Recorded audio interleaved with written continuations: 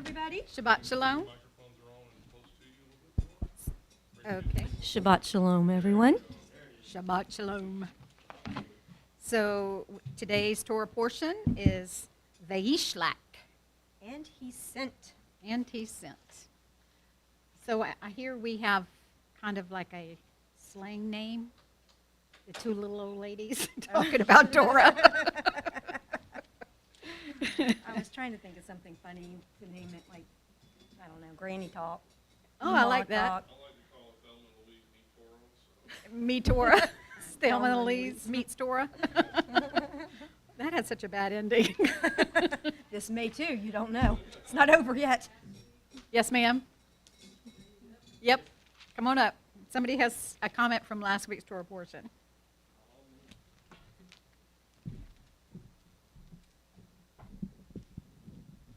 Yeah, when I mentioned my dreams and all, and last week I kind of went home and had a moment of fear about, doing that and revealing that here. But then, like half a minute, I wasn't going to come back here even. I was thinking about it. Oh, my. But then I was reminded that I saw the attacking, on Friday, this is what I saw, the attacking birds and the powdered tomatoes that you brought up. And one more thing that I think I was supposed to mention and I did not, the calf's head. I saw the calf's head. And it was on a documentary about some very strange films from the 1890s by a woman named Alice Guy. And they called it the Cabbage Patch Fairy. But then it had another name, which was the calf's head.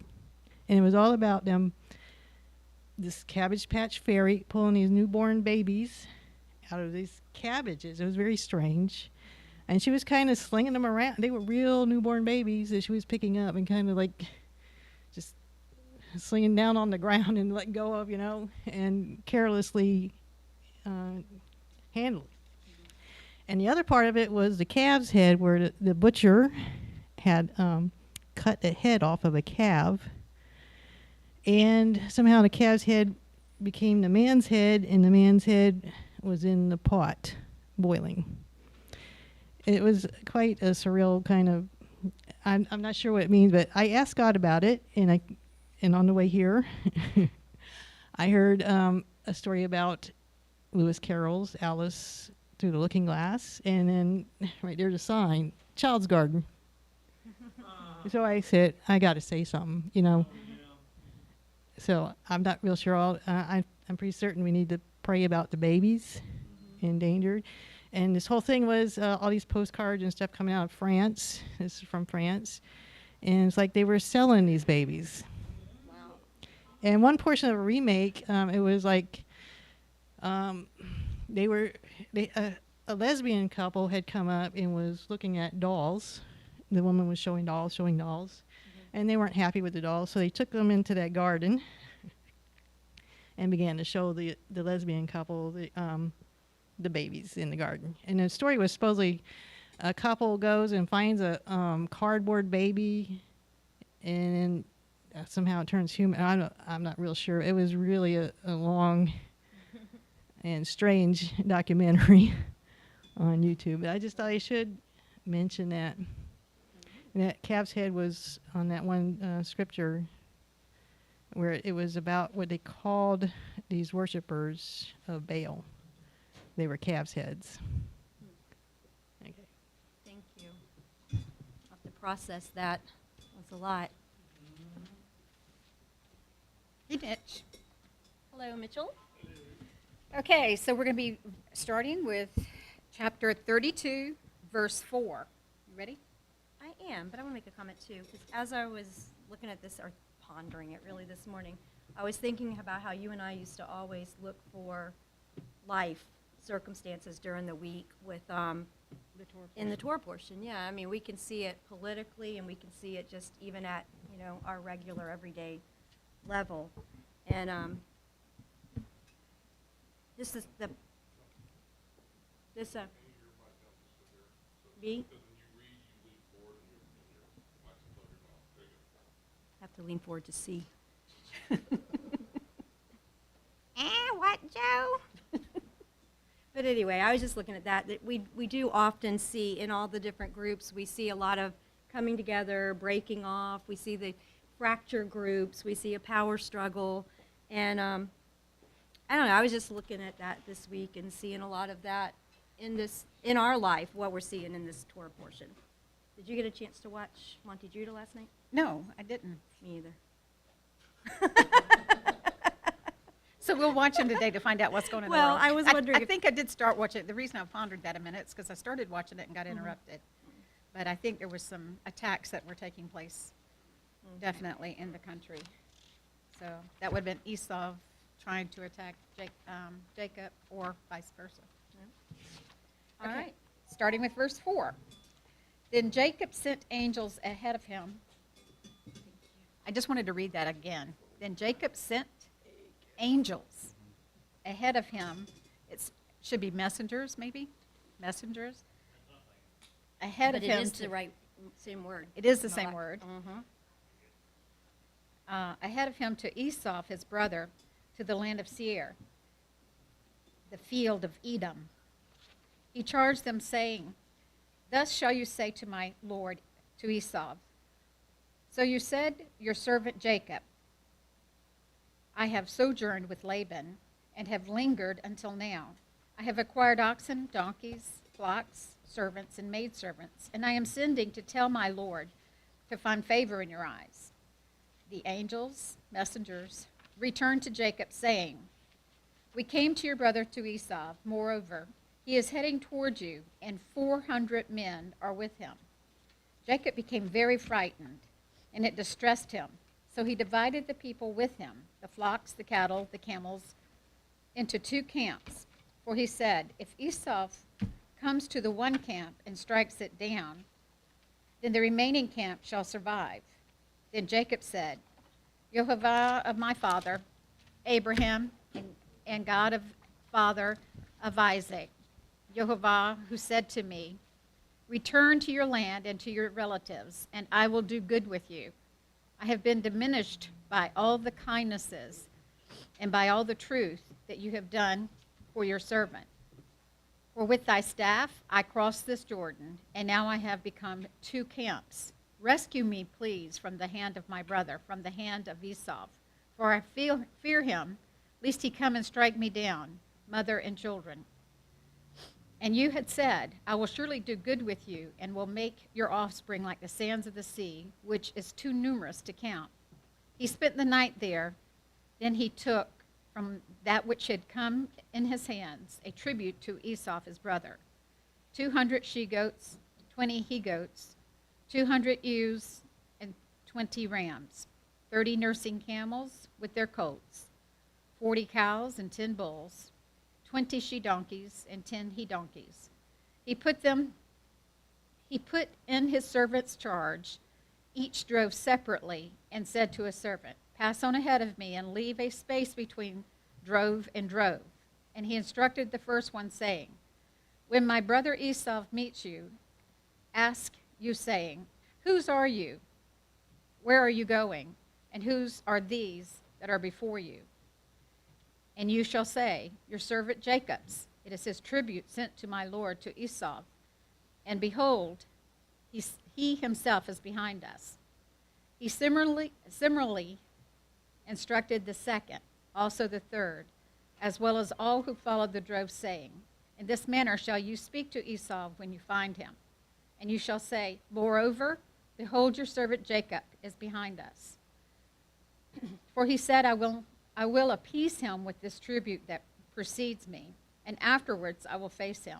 Perhaps he will forgive me. So the tribute passed on before him while he spent that night in the camp.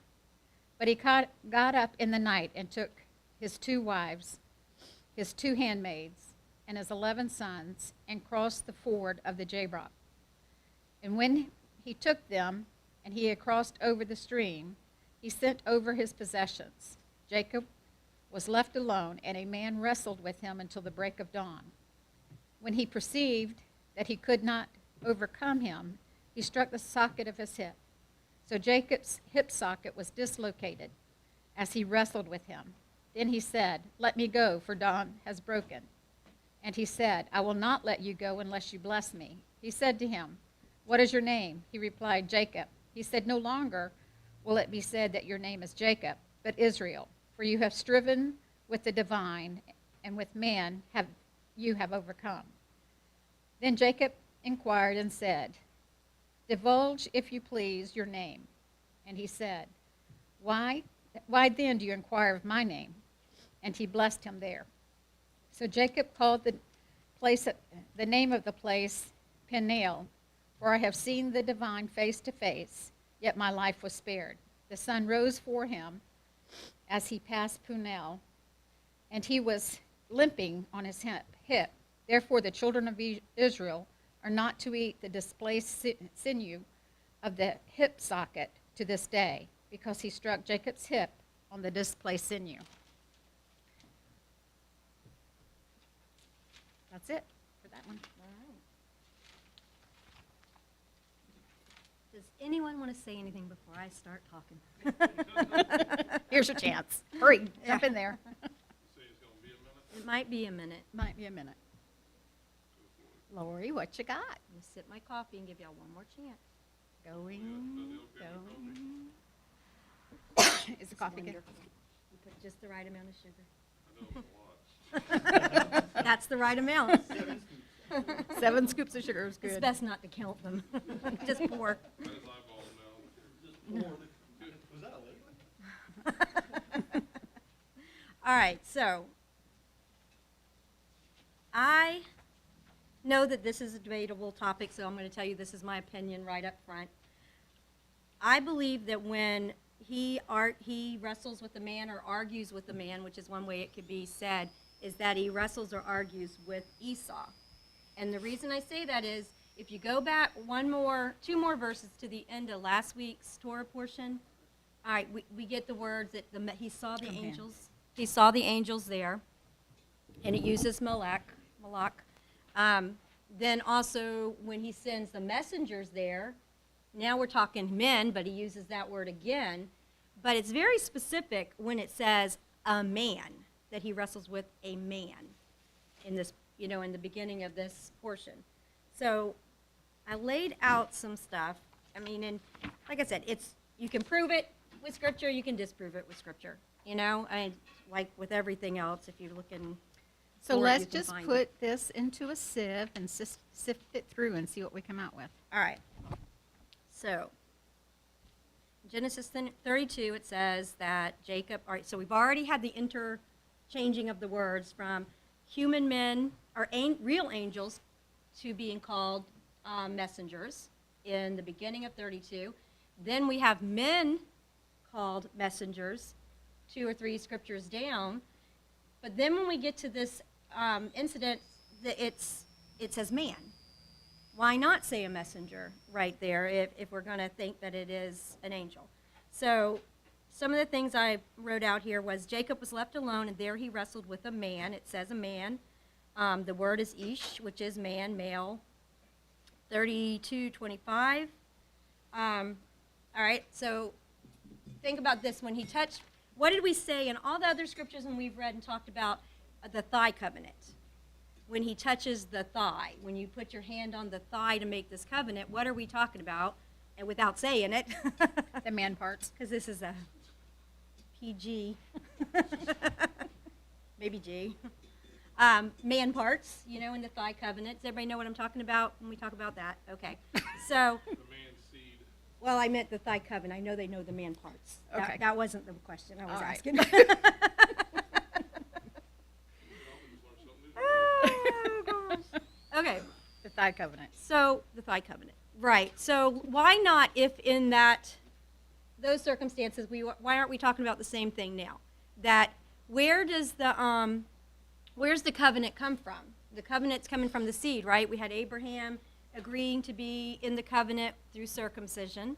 We had Ishmael, who couldn't be the chosen son, and I believe because the whole circumcision thing goes back to the threshold covenant. The blood on the door, which you could say circumcision is the blood on the door that the seed is going to pass through. So that's why Ishmael, I believe, could not be the one. It had to be Isaac because he passed through the doorway with the threshold covenant with the blood on the door. So now when they're having this argument about the covenant again and about whose right it is, let's just say it's Esau for a minute. So they make a thigh covenant when it says that he touched the hollow of his thigh. All right, so touch means to touch. The word that's used there is touch, to strike, to touch the hollow is added in translation. The thigh is yarak, and I'm sure I'm butchering these words, but just like the thigh covenant.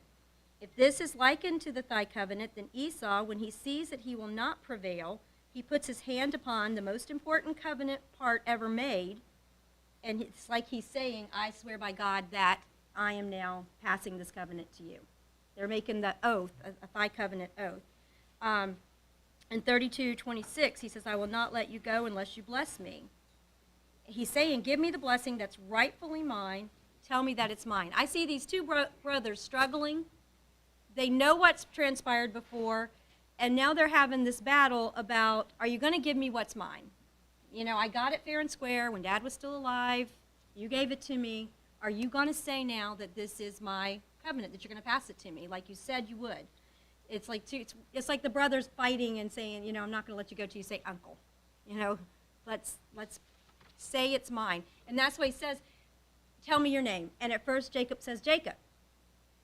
But then they come to then they go with both names. Then he says Israel. He comes to the terms that he is now going to be Israel, and now the covenant is going to be his covenant passed from Esau to Jacob. Now they've made it fair and square, and then they're going to kiss in a few minutes. That kiss on the cheek is going to be that submission. You know, when we see in other countries, Mitch, I might need you to go home.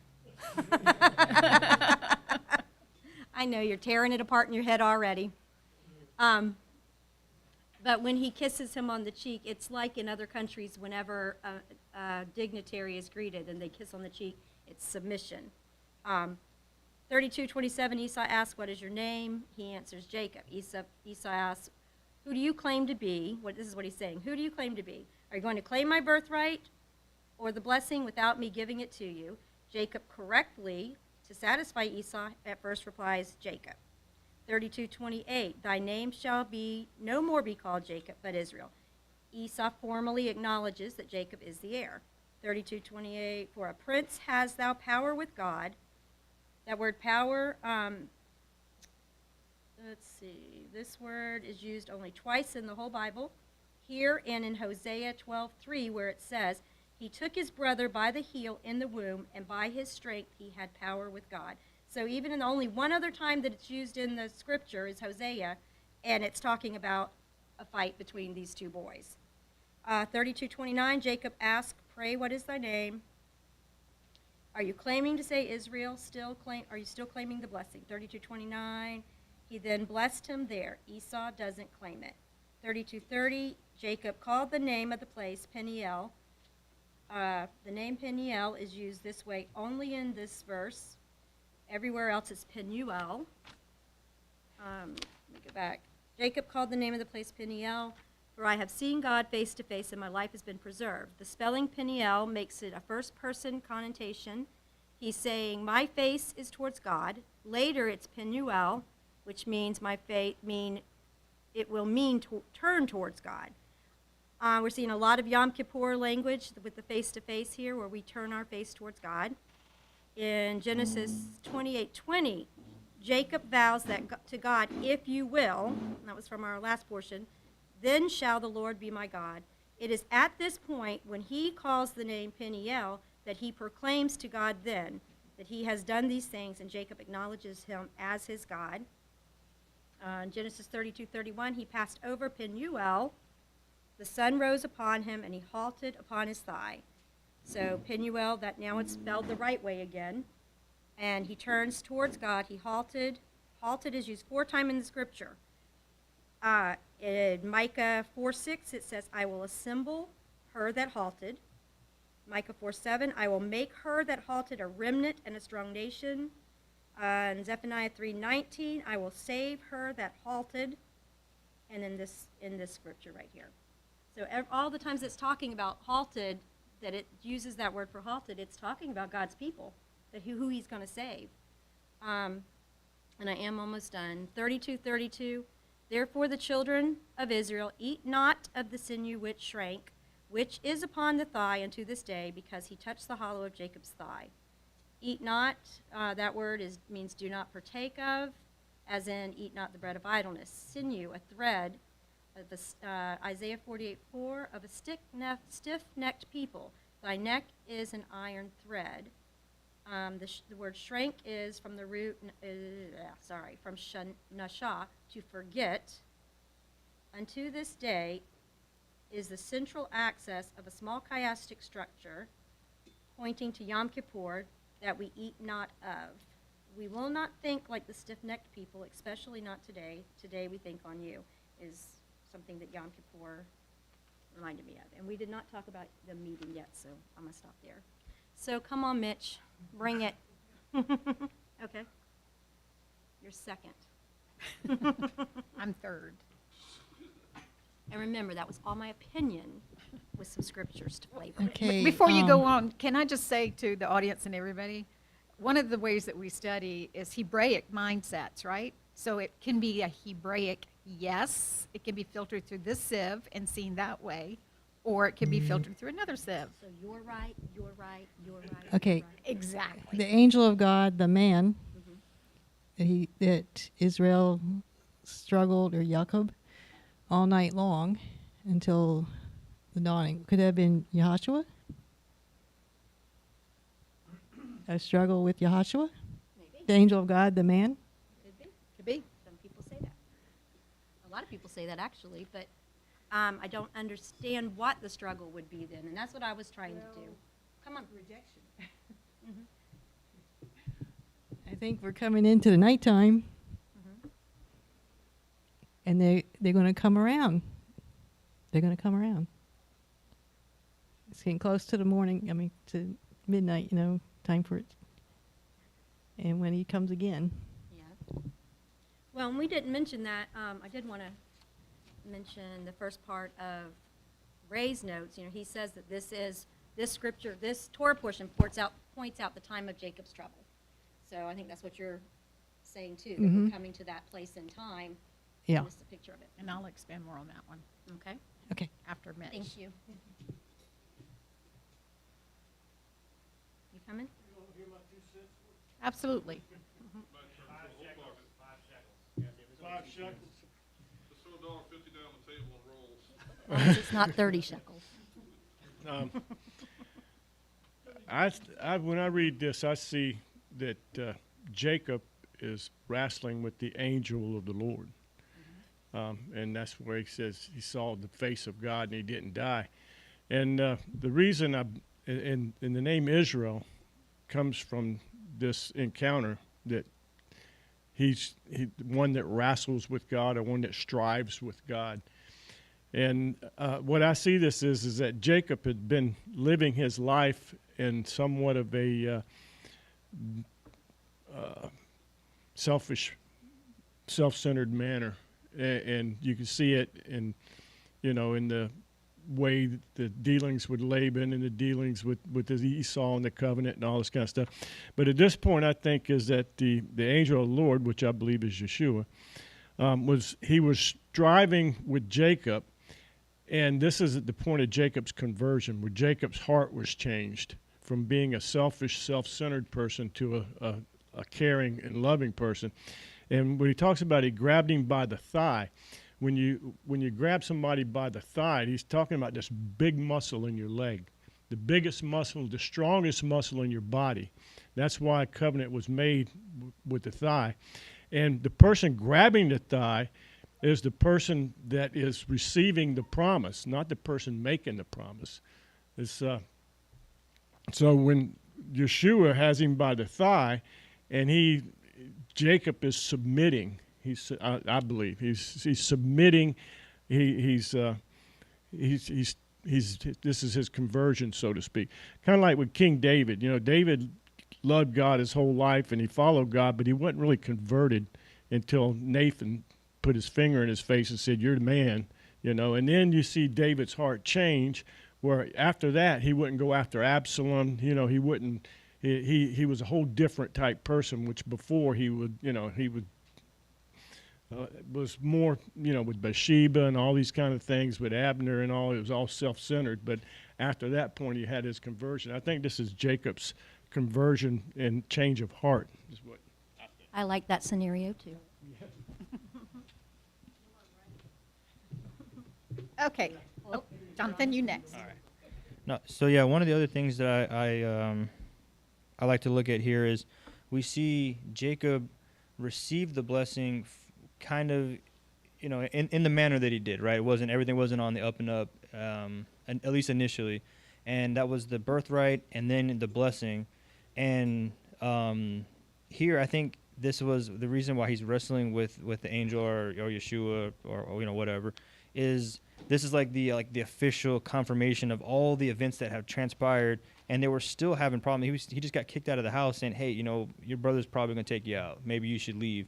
So everything wasn't all done and contractually zipped up. And then we see that, you know, later Esau is going to come back and try to handle some business. But I think you see here where God, Yeshua, is saying like, hey, no kidding. Yeah, all that happened and maybe you didn't do it all the right way.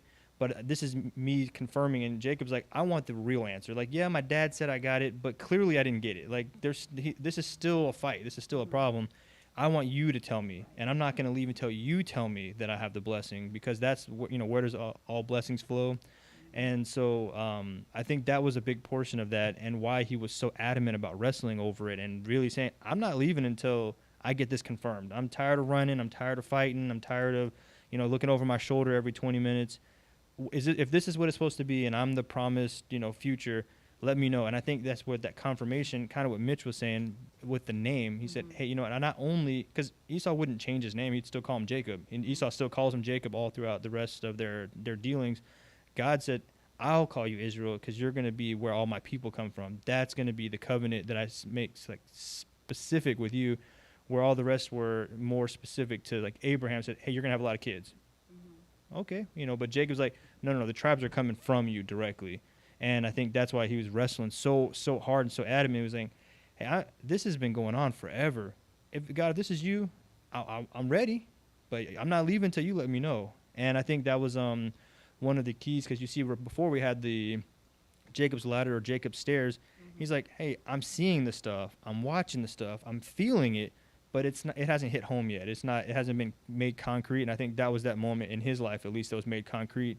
And kind of like tassels or whatever, you know, like he had that thing he carried with him all the time. Like, you'll never forget that moment you wrestled. You'll never forget that blessing and that confirmation, because it's going to stay with you.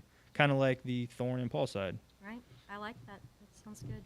And like the Hebraic thing, all of that works together. If we could put all those theories together, and I know you're sorry, Kathy. That's all right. You will get to talk. I would like Your I would like husband's to going. mention that I said before I talked, did anybody want to talk? I've heard some of the rabbis say too that this is all a picture of ourselves. You know, these two twins wrestling. That we do that.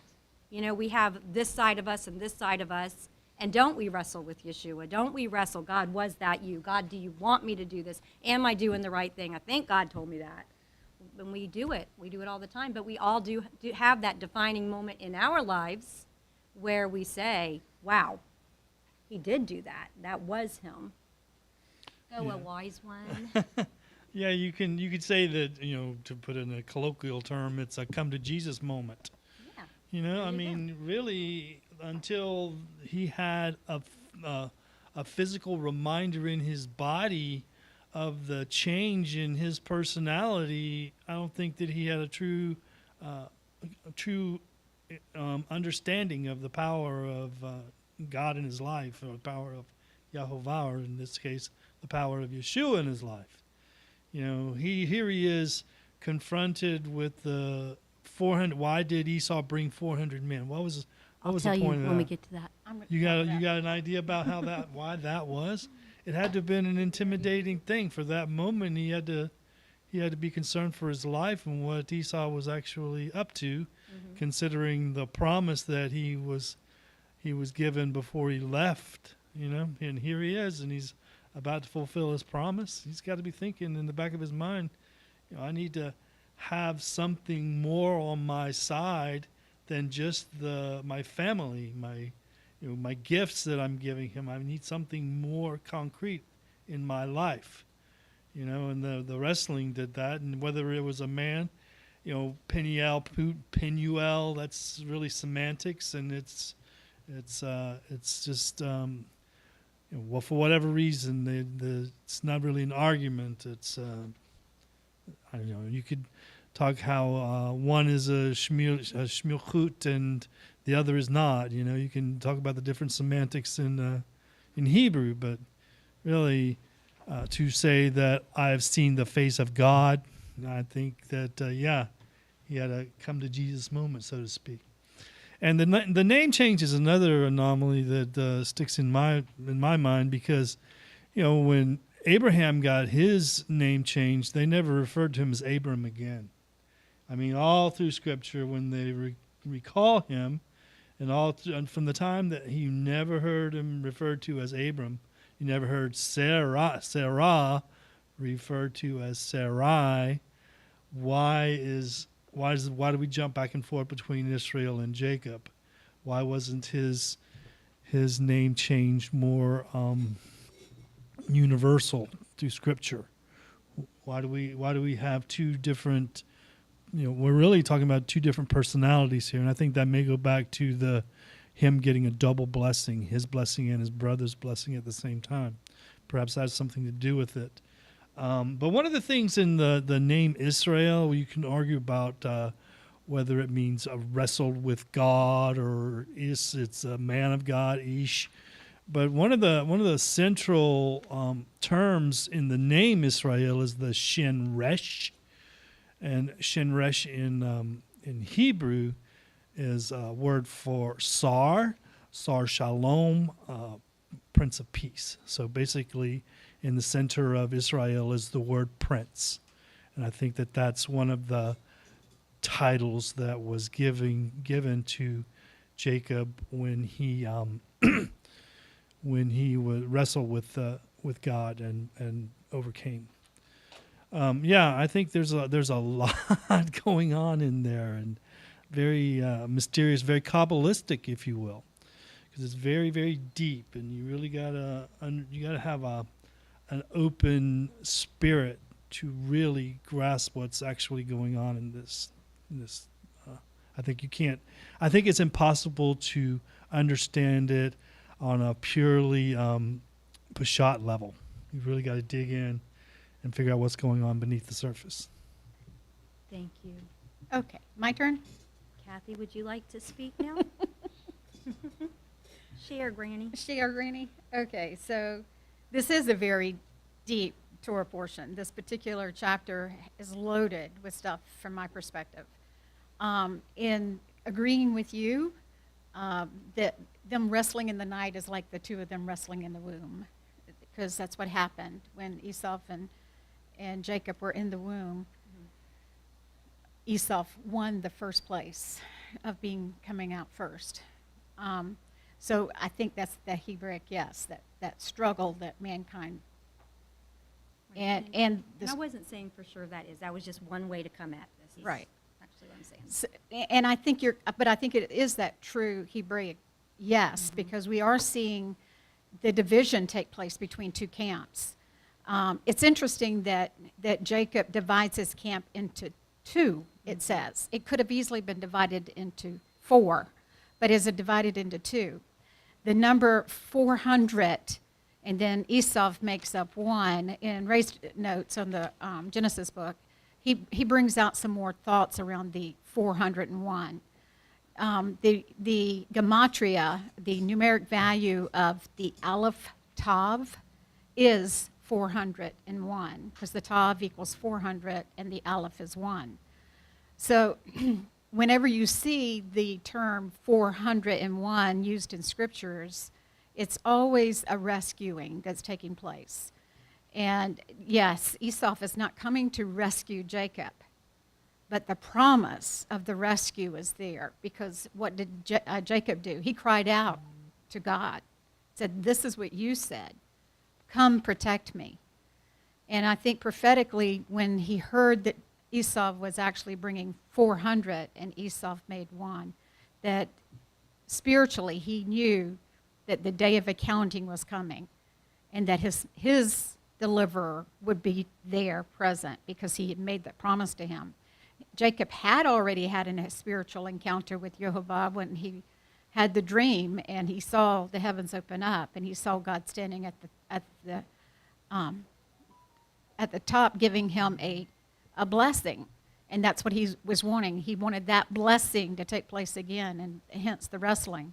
But the division of the two camps I thought was very, very important because he's the third patriarch, right? So we've already determined that Abraham representing father, Isaac representing son, and Jacob representing Israel, and in some forms the Holy Spirit presence in Israel.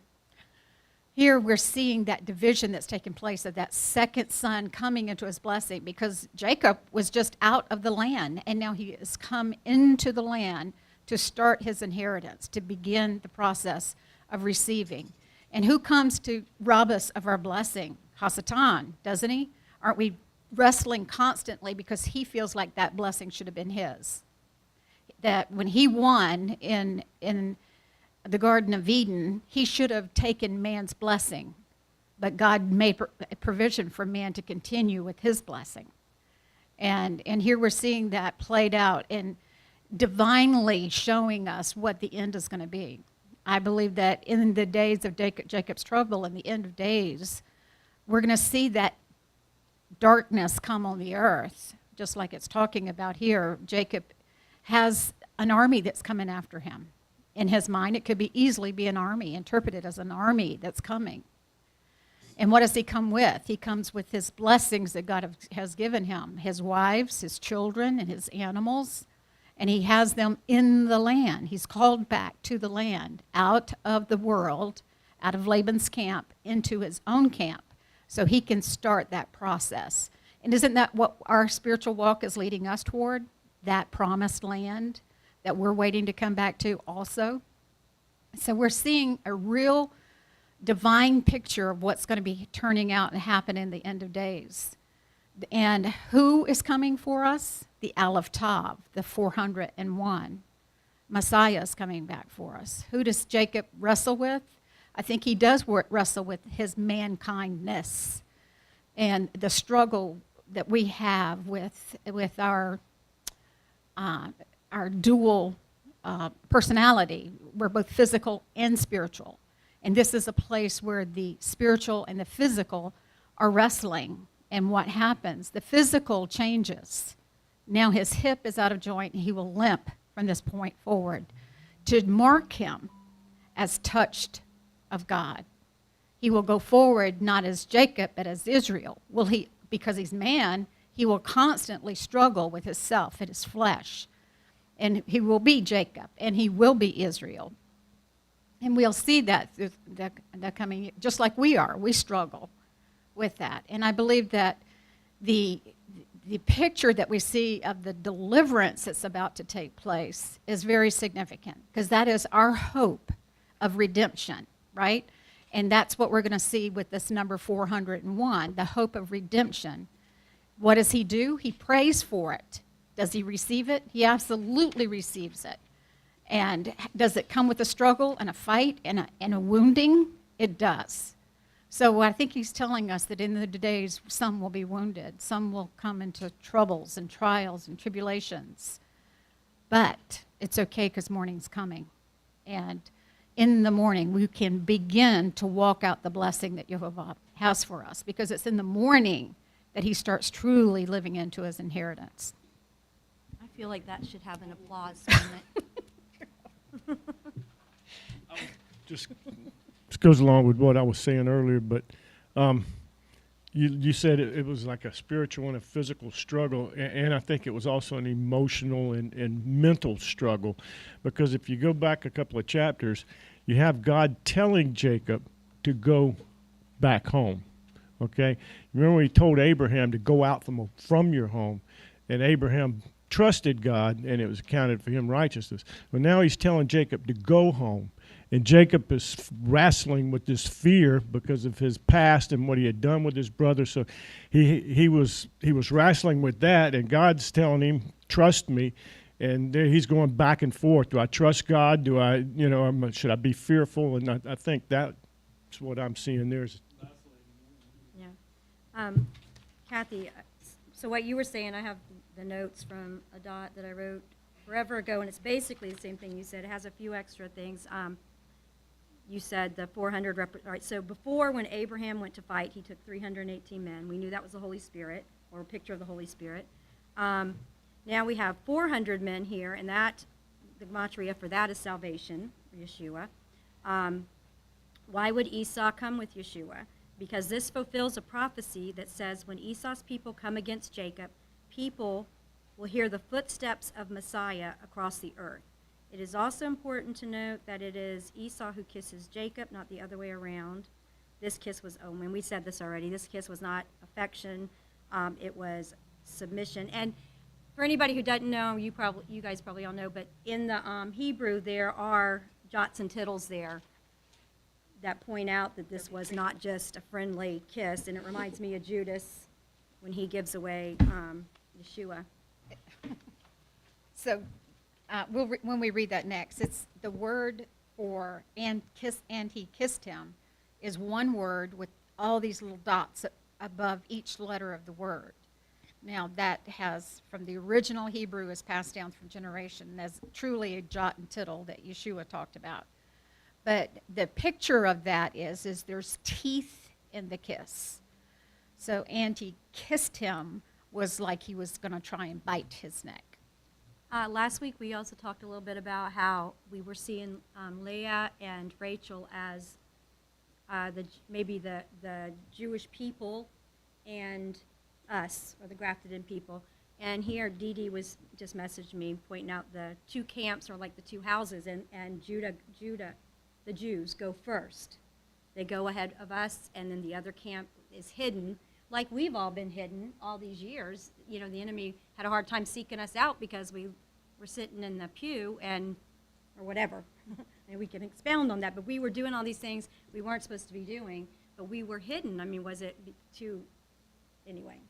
That's exactly right. I was going to bring out the fact about the two camps too, because in Revelations it talks about and the dragon turned to take out his wrath on those who keep the commands of God and have the testimony of Yeshua, right? Mm-hmm. This picture of what we're seeing with Jacob wrestling and Esau coming and the Aleph Tav being so present in this Torah portion, the beginning and the end, we're seeing that there were the one camp, the Jewish people who have followed the Torah throughout all these ages, right, that keep the Torah. And now there's the Christian camp that talks about we have the name of Yeshua. It's by his name that we're all saved, right? And I think this is a beautiful picture of him showing us that both will come and be redeemed, right? Because we know that Yeshua is the Torah. And if they're following the Torah, then they're definitely following him. And those who keep the commands of God went first. Now we're finding that they're brought together. And this is what we're seeing. From this day forward, there'll always be the struggle of two camps, the first son and the second son. Remember, this is now, Jacob is a picture of the last patriarch, because Joseph didn't become the patriarch. Reuben didn't become the patriarch. Judah didn't become the patriarch. There was no other patriarch. So these three patriarchs are showing us something to take all the way through the ages till he comes back again. And what we're seeing with Jacob is that the two children, the Judah tribe and the Ephraim tribe, will all be through the ages now described with two names, like Jacob and Israel, Judah and Joseph, Judah and Ephraim. We're going to see that division throughout all of the ages until he brings us back together as one camp. Dee Dee said, this could be a picture of the first resurrection. Those of Israel will be reigning in the 1,000-year reign, rule and reign as kings, a kingdom of priests with Yeshua in Jerusalem. There will be survivors of the day of the Lord, so that will be the nations. Esau could represent the nations, and Jacob/Israel, the ones of the first resurrection. It's a good thought, and sounds true. Anybody else? Yeah, so I was reading through this one, and in the second half of verse 28, I'll just kind of start there. It says, "For you have striven with God and with men and have prevailed." So first, when I was reading that, I was kind of thinking through, obviously, if we're given a statement, we have to say where the statement come from. And you see him working for Laban and dealing with all of the struggles there. Obviously, even before that with Esau and then the family and all of that drama, and then leaving, going with Laban and trying to get the daughter and then the next daughter and then the sheep and the this and the that. And, it all became this huge problem. And you never really see Jacob, at least in the story, lose his cool or, go off and, have 7 years of problems or struggle. He's like, all right, 7 more years, if that's what it takes. And you know what? I'm going to treat you fair and equitable. I'll take all the spotted sheep. You can have all the pretty ones. We'll make it work. Hey, if I leave, can I just leave with my stuff? I don't even want any of your stuff. I just want my stuff.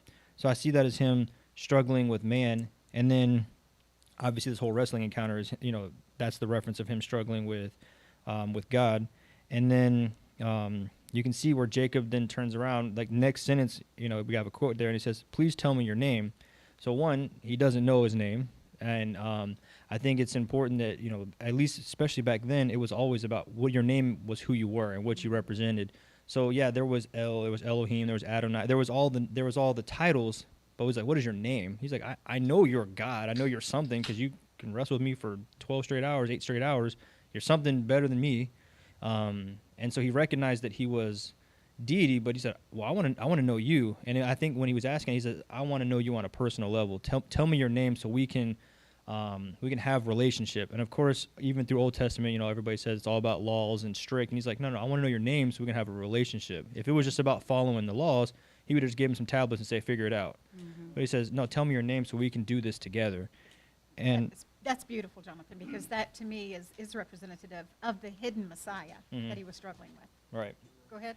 And then it says, "For I have seen God face to face, yet my life has been delivered." So then obviously we know it couldn't have been God the Father based on previous, it says if anybody sees the face of God, they'll die. So he saw something like God, almost like a Nebuchadnezzar. He's like, well, who's that fourth person there in the fire? It's something like a God, So even a worldly person who has no idea what's going on can recognize there's something else going on. And here Jacob knew very well what was going on, but he was trying to get that deeper meaning. I know what you are, I know what you're capable of, but what's your name? And you see a lot of the stories all going back. It says, the God of my fathers, the God of my fathers. Every character says that. And here you see my God now. He's like, I want to know your name because I want you to be my God. Where before it was, well, that's the God of Isaac and Abraham. They got the blessing. They got the promise. That's why we're rich. That's why we're this. So he was kind of following in the family line, in my estimation. And I think this is a kind of that moment when he says, I'm ready for this to be for me. I'm ready for this to be my I want this to take part in the promise now. I want my name to be written down in the next piece of the lineage where it's going to be, like you said, the patriarchs, where he's like, I know I'm going to be something. I like that, Jonathan. When Rogers was here, we went to the Nigerian church in North Charleston, and they said something very similar to that I've been dwelling on all week. And that is that, here his name is Jacob, but his role is Israel now. That's who he is. So if they were saying, when somebody asks who you are, first of all, hopefully if they know us, they wouldn't even have to ask because they can see us, but who you are is not Jonathan. Or not even that. But you give your attributes. Like God his name is his attributes. And who are you, Kathy? You're a missionary. You're a ambassador for the Lord. All these things. That's who we are. And I know most of you personally, and I know who you are. Whether I knew your name or not, I know who you serve. I know what kingdom you serve. And I feel like that, agreeing with what you're saying, that is what's happening here. He is coming into his own at this point. I'm not just some guy that's parents and grandparents served the Most High God. I am this I am now one of the patriarchs. I will serve the kingdom. That's it. Oh, I like that because he's come into his role as his leadership role, so to speak. Right. Of who he truly is. But isn't that what we're expecting in the end of days? When the enemy starts to come again against us, when we see that battle coming, what are we going to do? Are we going to rise up and put on our armor of God and be ready to wield that sword? Be ready to fight with the enemy with the power and authority from on high? We're all saying, bless us, Lord, bless us. You know, we want to see the apostolic ministry take place in this earth today. All right? We're going to come to that. And that's a picture of this here where Jacob is struggling all night long with the Lord or in his flesh in order to accomplish this, to say, I'm moving now into my inheritance. And I'm moving into the authority that you've given to me, Jacob, Israel. Yeah, and I believe that, I'm sure there's probably in everybody's case, whenever you come into a relationship with God, there's a wrestling that takes place there. You know, I always warn people before they come into this that they think about what's going to happen. I'm like, I hope you make it through the trials that you're fixing to go through. Because I know when I came, I had to go through a lot. I went through the fires like I would never want to go through again, and I just think that it's every one of us had that wrestling with God. That's, I believe.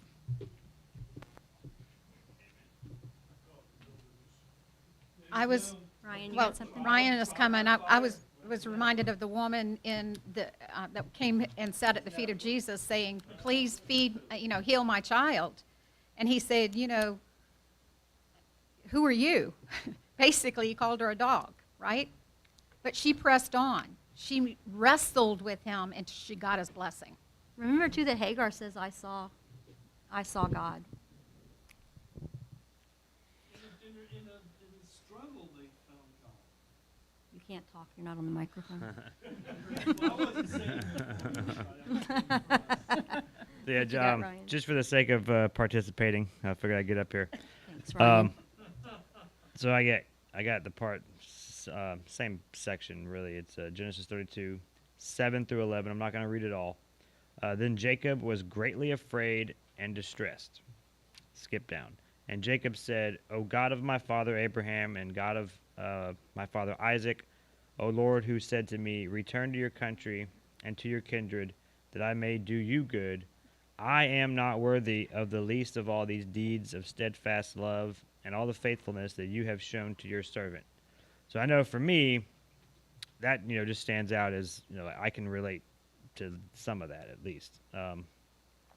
And so it made me think about how we can take comfort from this passage when we are feeling scared or afraid. Jacob had been through a lot with God already. He was raised in his ways.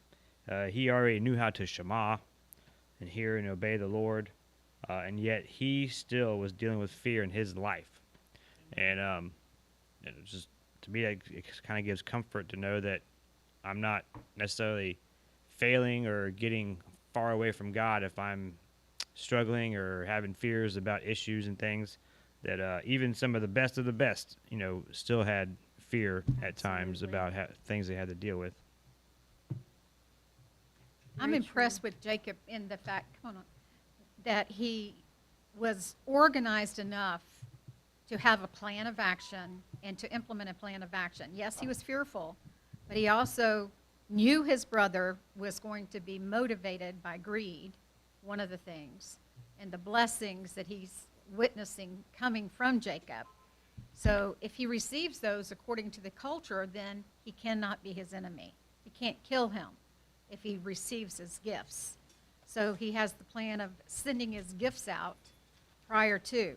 And in the end of days, when we see the enemy coming against us with their plan, will we be fearful? Probably. It's something for us to know that God will give us wisdom on how to deal with it while we prepare for the battle.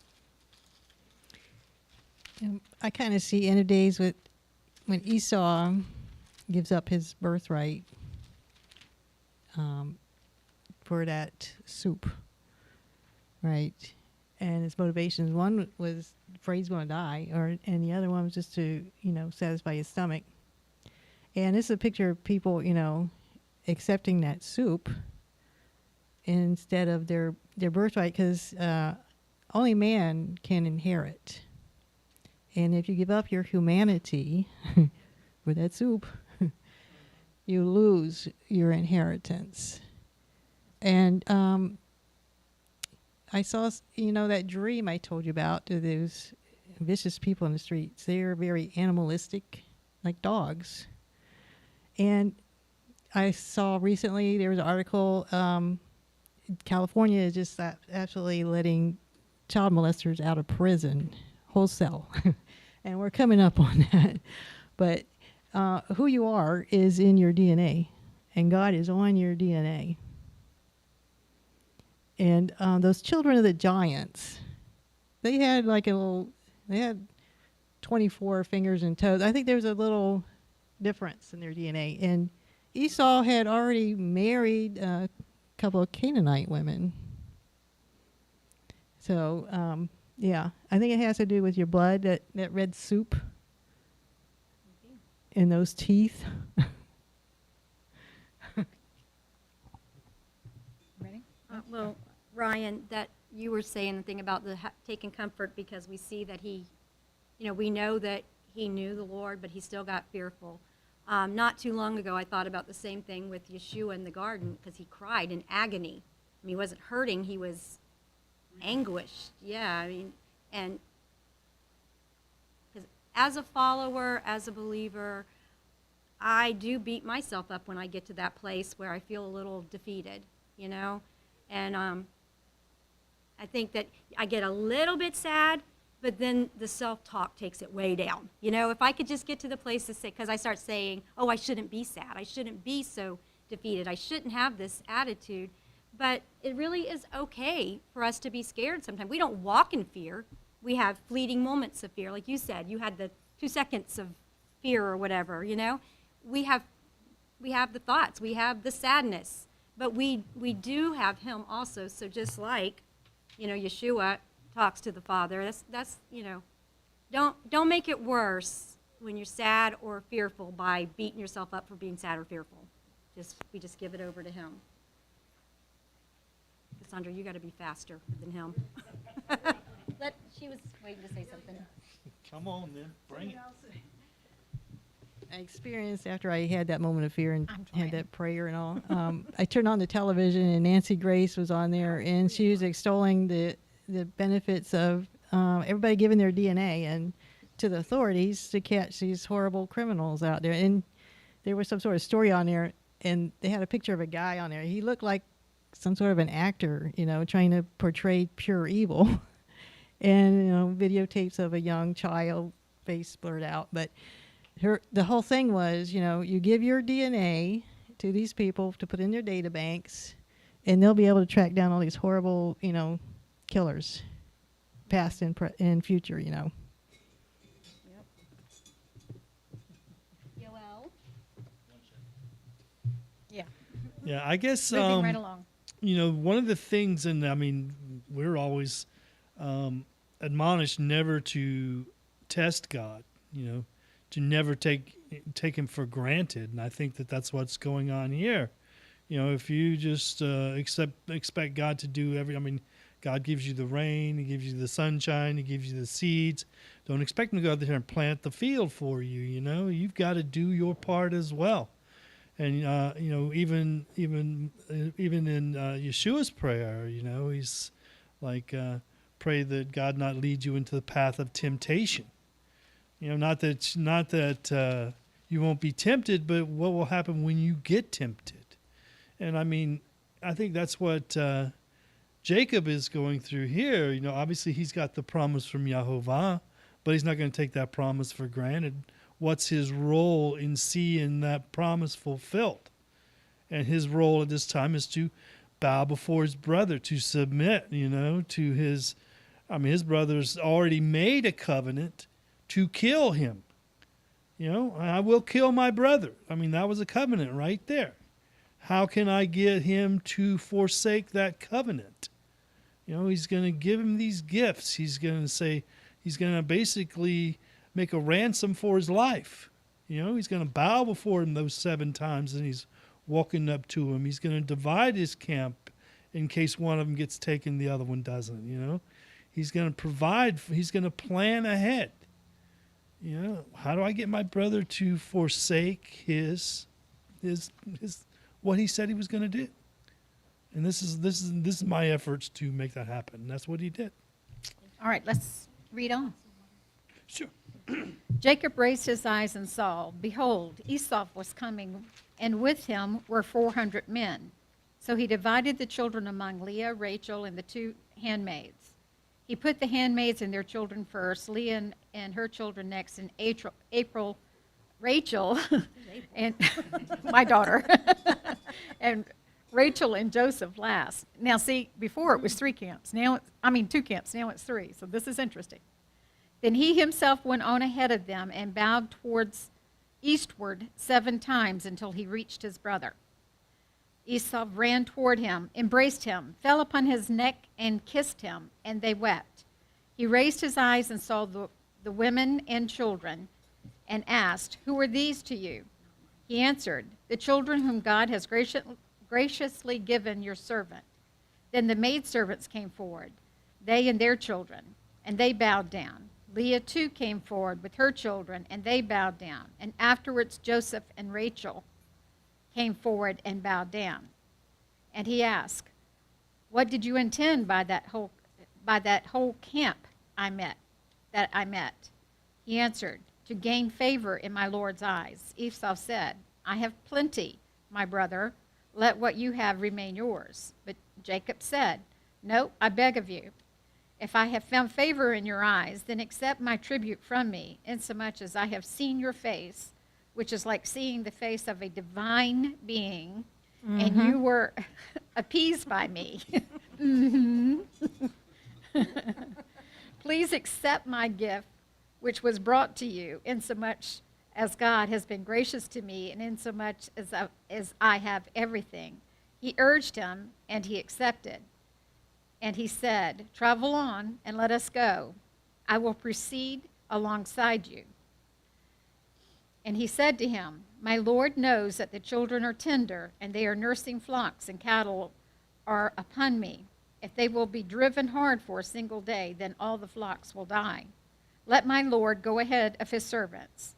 I will make my way at a slow pace, according to the gait of the drove before me, and the gate of the children, until I come to see my Lord at Seir."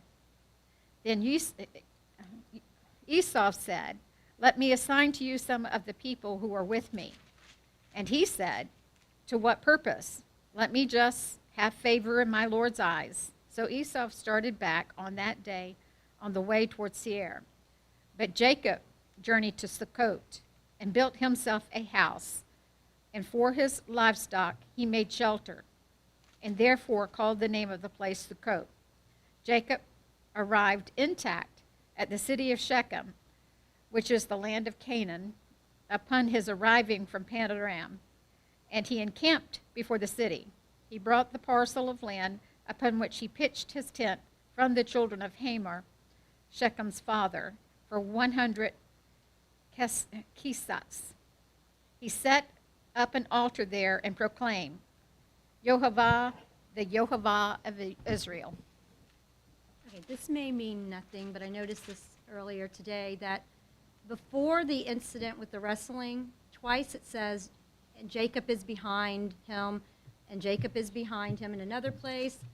But then, now that we're on the other side of this incident, he says, "And I will go before thee." So it switches now. Every time it talked about Jacob and Esau, it was Jacob behind, and now Jacob's first. So we did see the power switch there. All right, so why the topic of fear and stuff wasn't too long ago. Wanted to stay on there because right in the beginning of 33, it says, "He himself went on before them, bowing himself to the ground 7 times until he came near to his brother." So my question at the time was, is this an example of his fear showing? Is this an example of Jacob's fear of his brother showing? And so it's, okay, maybe It's not an example that we're supposed to follow, or is an example of a servant's heart, and does it remind us of Yeshua, and it is an example that we maybe should try to model ourselves after, showing that reverence and bowing down, and even though it's not our custom, I mean, find some way to copy that mindset. I say yes, because he's showing respect to his brother here. He's not shaming his brother in front of everybody. And, Okay. and yeah. Mm-hmm. And, not making him look bad in front of all his people, because Right. he's got a name to keep up, too. Yeah, because I was thinking, just in my mind, being raised in America, someone comes like that, you're just thinking they're afraid. They're cowering like a dog or something would. Yeah. But he's not showing a negative behavior. He is showing a more like a Yeshua proper behavior. Humility, exactly. Well, and I just wanted to add to what Ryan was saying there. It kind of reminded me reading it today, looking forward into, was it Joseph, when they said the stalks of wheat, the brothers will bow down. And so it's like some really cool foreshadowing also of, if you're doing what's right, maybe you're the one that's cast out, right? Joseph was cast out, but he continued doing what he was supposed to do. He served under Laban. Joseph ended up serving under Potiphar in his household. So you see that attitude and that humility, and then the brothers come back and end up bowing down. And I think it's obviously it's not the same, but I think there's a little bit of that where it goes more into that humility versus into the fear or anything like that. He's saying, hey, I was used by God, and this is the role, and I wanted to portray that in the best way possible. And also, you see, there's some other words in here that takes us to Joseph. And kissed him is also there when he puts he hugs Benjamin and kissed him. But the other thing that I saw was the mention of 777, right? 7, and at the ends in the beginning of the Torah chapter, and it ends with Sukkot. Well, I thought that was interesting. So Because they go from Sukkot to Shechem, which is very interesting when we get later on in the Torah portions. Sorry, I got one more. So the one other thing, I always, my industry is in money, so I always pick up on all the money stuff. It says that he went to that land and he bought it. And so that kind of goes back before, like the field with the double cave and the well and all these different events. You always see, God kept that in Scripture on purpose to say it was purchased and bought.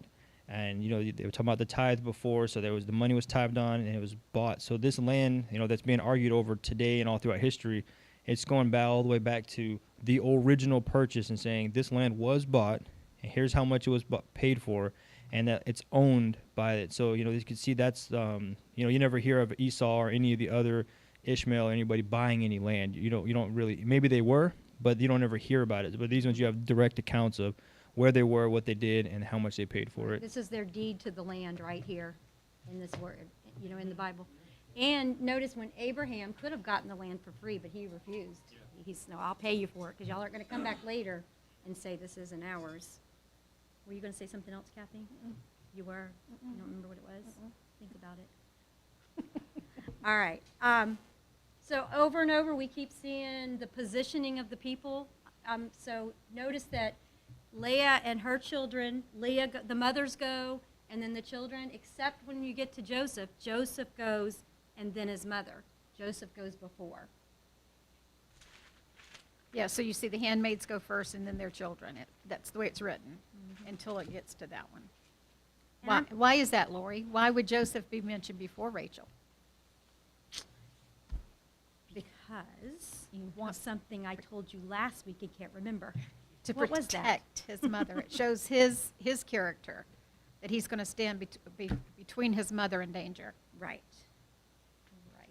He's willing to lay down his life, right?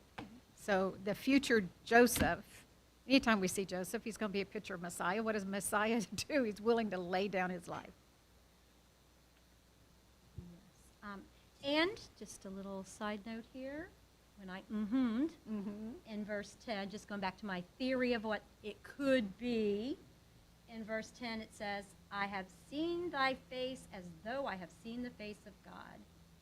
So just a little, no comments. The mic is off.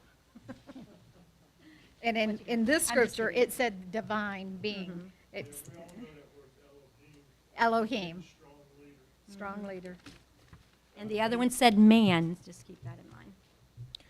until it got to the Elohim part. So I was looking back to chapter 28 when it was referring to the story of Jacob's ladder, and it said that he took the stone that he was sleeping on, turned it on its side, poured oil on it, and set up as a pillar. But then in this one here in 33, he says that he bought the land and made an altar. So again, I think that further designates that story of, we always saw Abraham, everywhere he went, he'd get up, set up an altar. This is the first time I think that I remember reading where we see Jacob setting up the altar. So that's his like full confirmation of like, not only did I hear from God, I know his name, I know what he asked me to do, and now that I bought this land, you set the altar up. Yep, he's walking in his authority now. All right, you read. I want to see, we're moving. Okay. This, all right, so I'm throwing this out here, it's just a thread I've been following. So I keep talking about who was before and who was behind. We keep seeing, we're going to talk about Shechem a lot. We know that Yeshua, it says the government will be on His shoulders. Shechem means shoulders. And following that, I had a little side note in here. It says, the Assyrian sculptures show that it was the practice of kings of nations to place their heels upon the neck of those that they've conquered. So I'm just throwing that out there as a string if anybody wants to, or a little thread if anybody wants to keep following that, because I believe we're seeing a lot of an understory on our story. And now we can go on. You want to read? I'm King Jamesing it. King James it. 34. All right, 34. And Dinah, the daughter of Leah, which she bare unto Jacob, went out to see the daughters of the land. And when Shechem, the son of Hamor the Hivite, prince of the country, saw her, he took her and lay with her and defiled her. And his soul clave unto Dinah, the daughter of Jacob. And he loved the damsel and spoke kindly unto the damsel. And Shechem spoke unto his father Hamor, saying, Get me this damsel to wife. And Jacob heard that he had defiled Dinah his daughter. Now his sons were with the cattle in the field. And Jacob held his peace until they were come. And Hamor, the father of Shechem, went out unto Jacob to commune with him.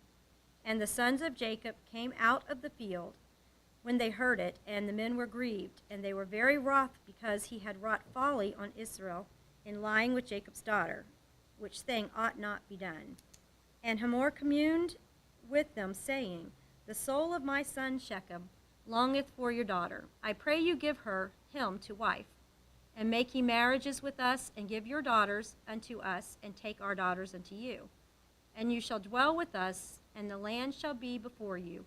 Dwell and trade ye therein, and get your possessions therein. And Shechem said unto her father, and unto her brethren, Let me find grace in your eyes, and what you shall say unto me I will give. Ask me never so much dowry and gift, and I will give according as you shall say unto me. But give me the damsel to wife.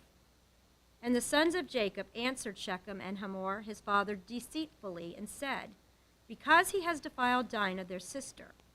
And they said unto him, We cannot do this thing, to give our sister to one that is uncircumcised, for that were a reproach upon us.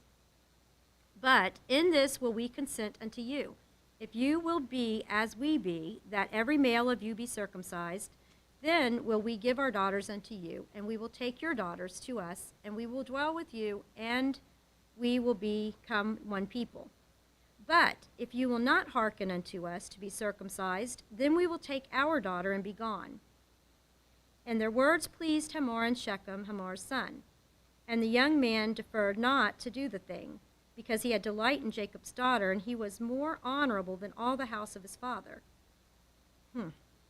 And Hamor and Shechem his son came into the gate of their city and communed with the men of their city, saying, These men are peaceable with us. Therefore let them dwell in the land, and trade therein for the land. Behold, it is large enough for them. Let us take their daughters to us for wives, and let us give them our daughters. Only herein will the men consent unto us for to dwell with us, to be one people, if every male among us be circumcised, as they are circumcised. Shall not their cattle and their substance and every beast of theirs be ours? And only let us consent with them unto them, and they will dwell with us. And unto Hamor and unto Shechem his son hearkened all the people. They went out to the gate of the city, and every male was circumcised, all that went out to the gate of the city. And it came to pass on the third day, when they were sore, and the two sons of Jacob, Simeon and Levi, Dinah's brethren, took each man his sword, and came upon the city boldly, and slew all the males. And they slew Hamor and Shechem his son with the edge of the sword, and they took Dinah out of Shechem's house, and went. The sons of Jacob came upon the slain, and spoiled the city, because they had defiled their sister. They took their sheep, their oxen, their asses, and that which was in the city, and that which was in the field, and all their wealth and all their little ones, and their wives they took they captive, and spoiled even all that was in the house. And Jacob said to Simeon and Levi, You have troubled me to make me to stink among the inhabitants of the land, among the Canaanites and the Perizzites, and I, being few in number, they will gather themselves together against me and slay me, and I shall be destroyed, I and my house. And they said, Should he deal with our sister as with a harlot? Boy, that sounds reminiscent, doesn't it? Of the future, David's daughter, Tamar. What you got? What have I got? Anybody got anything? So many of the things I heard were extra biblical stuff this week about what became of Dinah and the son. And So- we do know Dinah goes into Egypt later. She's in the number that's counted that goes in. So what I'm seeing is, if we're seeing last chapter as a picture of the end of days, how does this play out into that? Because this is an entirely different story, right? Another picture. That they've traveled from this place of God turning an attack into a reunion, right? To the division of the two brothers, and Jacob now going in to begin his reign in his land. And it starts out with a battle. First, Dinah, the daughter of Jacob, being raped, and then wanting to be possessed by the rapers. And if you hear the heart of the rapers, what's one of the motives of the father to agree to do all of this?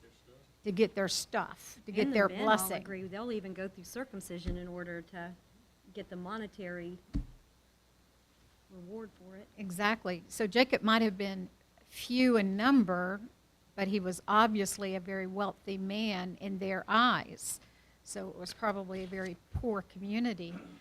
And without morals, if it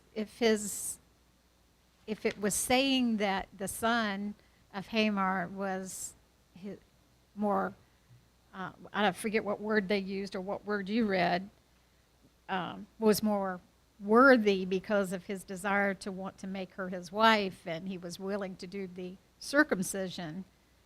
But the character of him was he was a rapist. He took what he wanted. He took what he saw. That's what I took from that, is that they were saying that he was, The most moral. yeah, out of a whole bunch of unmoral people, his immorality was still better than what they were. So taking this whole picture of into the future of what it could look like is when we are coming into our authority into the land, that the struggle will come from the land that we're taken into. Our struggle will be that there are still not godly people in there, but ungodly people there. You know, because just because we're going into the land doesn't mean that it's all clean and righteous. It's our presence that's going to make it clean and righteous.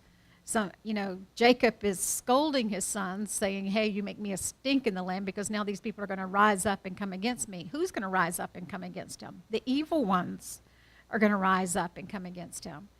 So maybe Simeon and Levi were more righteous. Come on up. More righteous in their actions. We know in the future, Yehovah is going to say, don't mingle with them. Don't make an oath with them. Don't make a covenant with them. You know, don't lie with them. You know, all of it is wipe them out. The Hittite, the Jezreelite, the Mosquito bite. The mosquito bites. All of them. And Shechem would have been among those. Go ahead. I kind of disagree, but I'll With tell you which what I'm part? thinking. You usually do. All right. It's okay. It could be a yes, right? Yes. We call these 5 books of the Bible the Torah, and Torah's instruction or law. But, we don't get into any instructions or laws for another 20, 30 chapters. And so what this is it's a record of real people's lives and things that happened, but it's a bigger picture to the whole thing. And the big picture is Adam and Eve was in paradise, in the paradise of God with the tree and everything, and they ended up having to leave paradise. They were put out into the wilderness, in the hard place. Then what you have here is you have Jacob going into this experience, going back into the land. God had just delivered him from Esau, and he goes back into the land. And the people in the Shechem weren't the evil people. Jacob and his family was the evil people. They're the ones that slaughtered this whole village, and God never he never instructed them to do that, and they don't had any precedent for him doing that.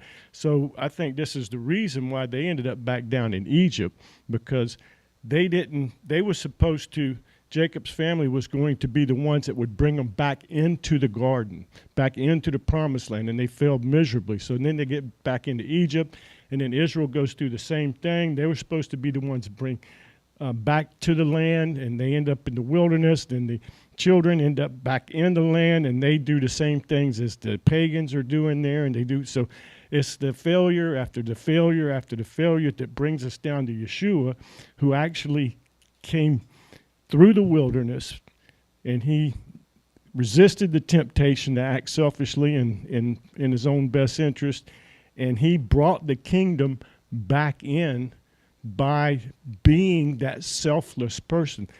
Simeon and Levi wasn't being selfish, wasn't being selfless. They were being selfish, and that that is not. God does not want his to be represented that way. I agree. He wants to be represented. And, we see you talking about, he kill all the Hittites and the Jezites and the Bizites and the Perizzites and all these ites. We see God as this warmonger a lot of times, but if we go back and we look at the history, we see that God didn't attack Adam and Eve when they sinned. God didn't attack Cain when he sinned. God didn't attack Abraham when he sinned. Over and over and over, God comes in with love and restoration, trying to bring them back into a position. So now Jacob and the family has gone past, they crossed the line, and they're disqualified. So God's got to start all over again, and he starts again with the nation of Israel, bringing them out of Egypt in the future. But Jacob and his bunch is going to end up taking that crowd that they left at Shechem and going down to Egypt with them and falling into bondage.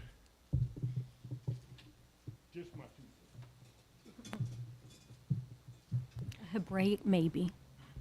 All right, so one of the first things I noticed was in verse 10 says, "You shall dwell with us, and the land shall be open to you."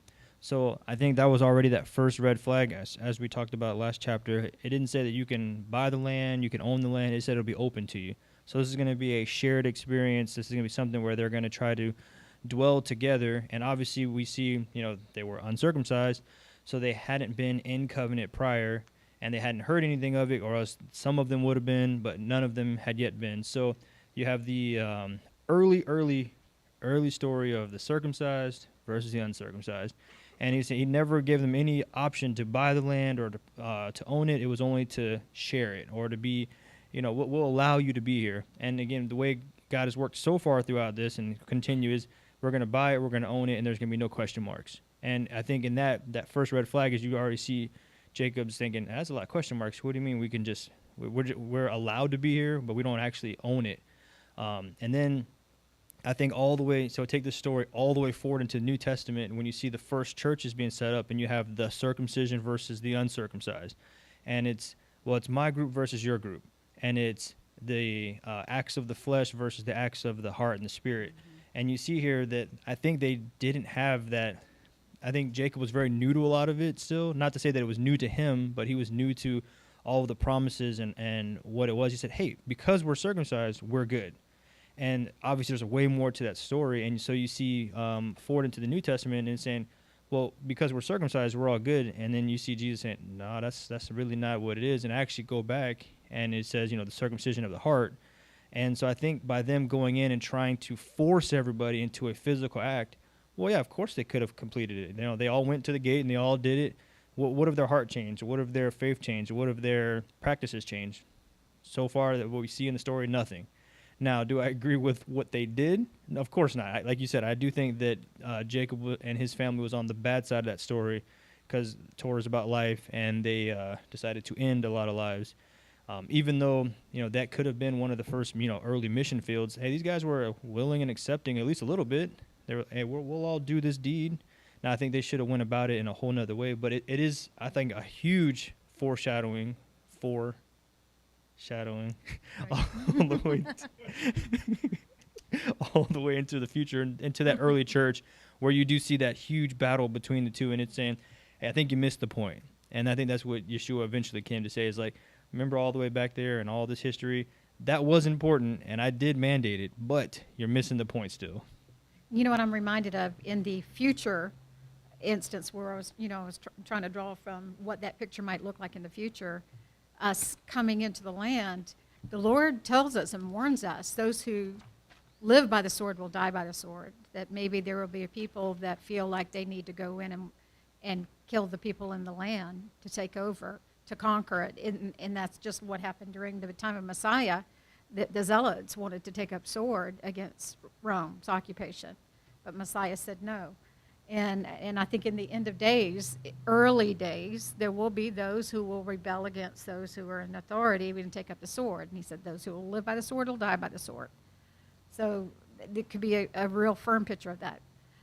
Mitch, I really appreciated what you said because it's true. And Jonathan, what you said, what we're supposed to do and what Israel was supposed to do was to be a light into the world, the set-apart people, not acting the same way everybody else acted, not conquering the way the other people conquered. Because up until this point, the only time that Abraham went out to war was to go win back his family. He went to defend his family. Now, I will say, being a woman and having to undergo rape, I'd want to kill somebody, okay? So I think Dinah, maybe should have been him, the one who perpetrated the crime, that should have been killed. Because in the future, that's not been established yet, rape is death worthy, okay? And now that can be changed by being a marriage if she's willing. Never says in the Torah whether or not she was willing. But there were some lost opportunities.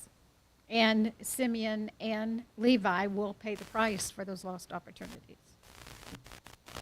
So looking at, like, comparing this to end time, or instead of end time, our day, where we're at now, you see the daughter, she's going to go hang out with the girls. People, she gets tainted there, and we see that happening to us and our children. To the mall, right? So we see that with our children. We saw it with us when we were young, when we go out into these places we're not supposed to be. But I'm wondering if there's even a bigger something here, because we do see how people prosper when they align themselves with God's people. Mm-hmm. We talked about that last week, how the blessing spills over to those around you. It has to. It has to go somewhere. So here we have a people who are saying, I want to be your people, and then I want to be circumcised and so I look like you. But like Jonathan said, you have that heart circumcision and that flesh circumcision. Just the fact that they were circumcised did not make their hearts any good. You have Yeshua later on talking about people, they say, I cast out demons in your name. And he said, get away. I don't even know you. I think that's kind of the same thing here. You're seeing people who are walking the walk, wearing their, let's just say, wearing their zeets, wearing their whatever, but they're not, their heart is not good. They're doing it for one reason. Maybe to, like Joel's always saying, don't serve God so you can go to heaven. Serve him now so you can have a relationship with him right now.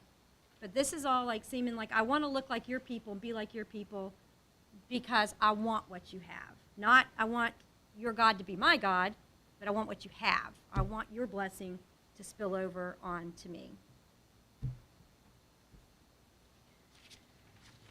So I'm going to read chapter 36. Oh, Wait, oh. but I did want to read this real quick. In Genesis, the end of Genesis, when who gives the blessing? Jacob gives the blessing. He says, Simeon and Levi are brothers. Their swords are weapons of violence. Let me not enter their council. Let me not join their assembly, for they have killed men in their anger and hamstrung oxen as they pleased. Cursed be their anger, so fierce, and their fury so cruel. I will scatter them in Jacob and disperse them in Israel. So, not a good thing that they did. Yeah. Okay.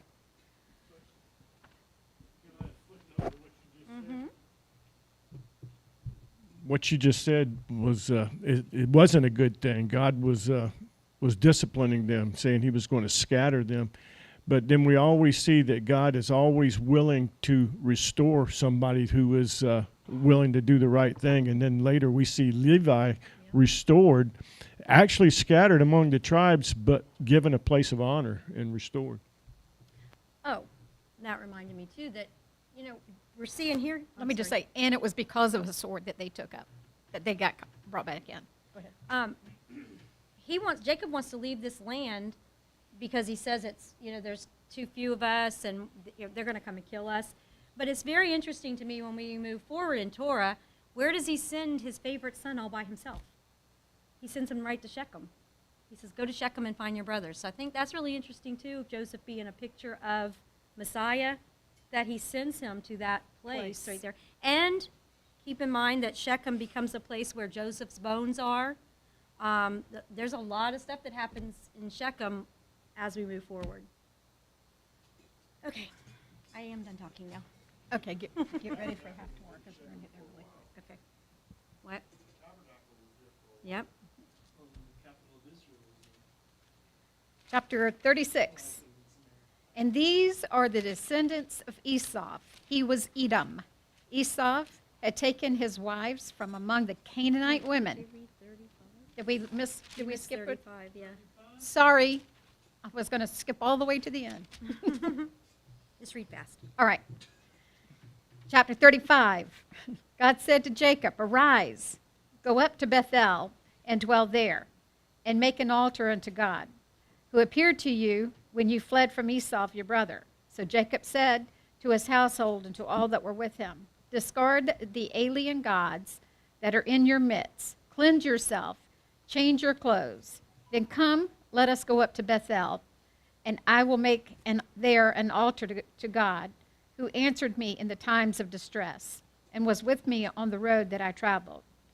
So they gave to Jacob all the alien gods that were in their possessions, as well as the rings that were in their ears.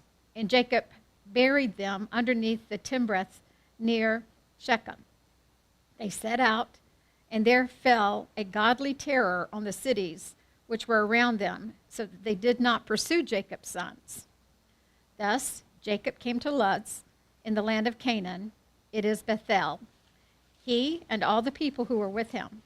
And he built an altar there and called the place El Bethel, for it was there that God had been revealed to him during his flight from his brother. Deborah, the wet nurse of Rebekah, died, and she was buried below Bethel, below the plateau, and he named it Alnon Bakuth. And Jehovah appeared to Jacob again when he came to Pandam Aram. Pandam Aram. Say it like Rosanna, Dana. Yes. Padana, Aram. And he blessed him. And then Jehovah said to him, your name is Jacob. Your name shall not always be called Jacob, but Israel shall be your name. Thus he called his name Israel. And Jehovah said to him, I am El Shaddai, be fruitful and multiply. A nation and a congregation of nations shall descend from you, and kings shall issue from your loins. The land that I gave to Abraham and to Isaac, I will give to you and to your offspring. After you, I will give the land. Then Jehovah ascended from upon him in the place where he had spoken with him. Jacob had set up a pillar at the place where Jehovah had spoken with him, a pillar of stone. And he poured libation upon it, and he poured oil upon it.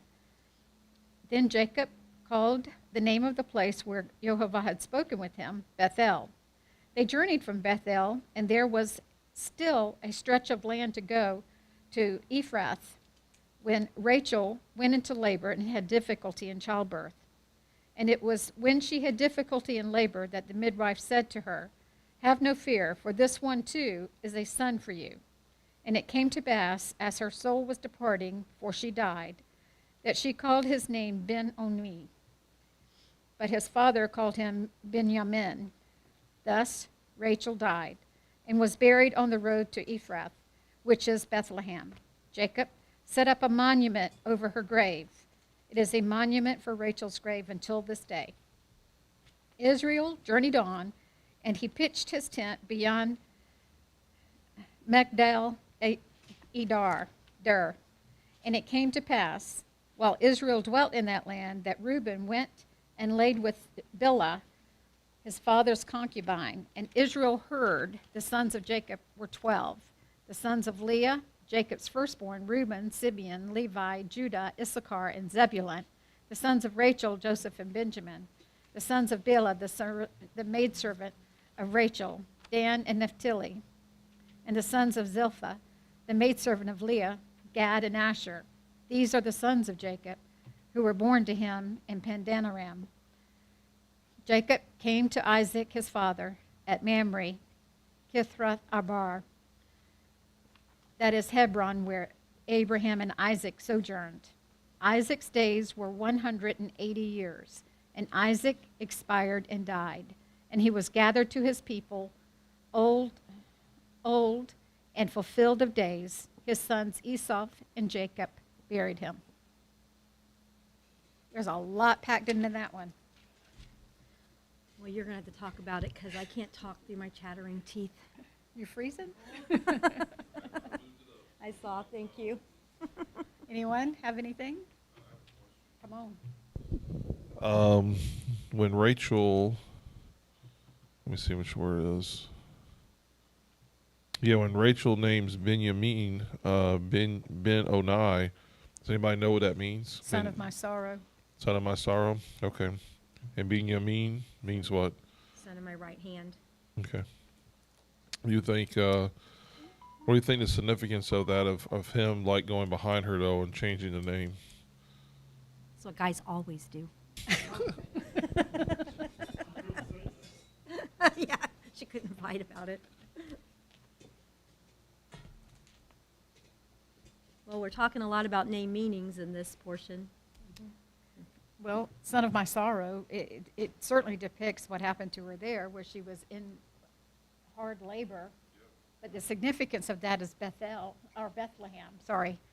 The future that's going to be taking place when we hear in the scriptures where it says they hear Rachel weeping for her children. It's when Herod is actually slaying the children that are 2 and under, when Messiah is born. So in that place, it's her sorrow. So from Rachel's perspective, that's exactly, even Benjamin, the tribe of Benjamin, will do sorrowful deeds and acts and will almost be wiped out, except for the brothers coming to their rescue and helping rebuild the tribe. So it's definitely packed with prophetic messages. And Benjamin, son of my right hand, the redemption that comes from the right hand of Messiah. You know, Jehovah says that it's by my right hand salvation is attained, right? So through Messiah. And so we see that picture of Benjamin, the salvation coming from that right hand. Is that good? Is that okay? It's interesting that we have 3 deaths in one chapter. Yeah, this is the only time that a woman with an insignificant life is mentioned, and her burial is meant, her death. life and her death and burial is mentioned. Deborah, there's a significance there. So if anybody has any insight as to the reason that Deborah's name is captured, and she's given this honor to be known throughout all of history. Yeah, I don't know about Deborah. Was wondering about Rebecca. She kind of disappears.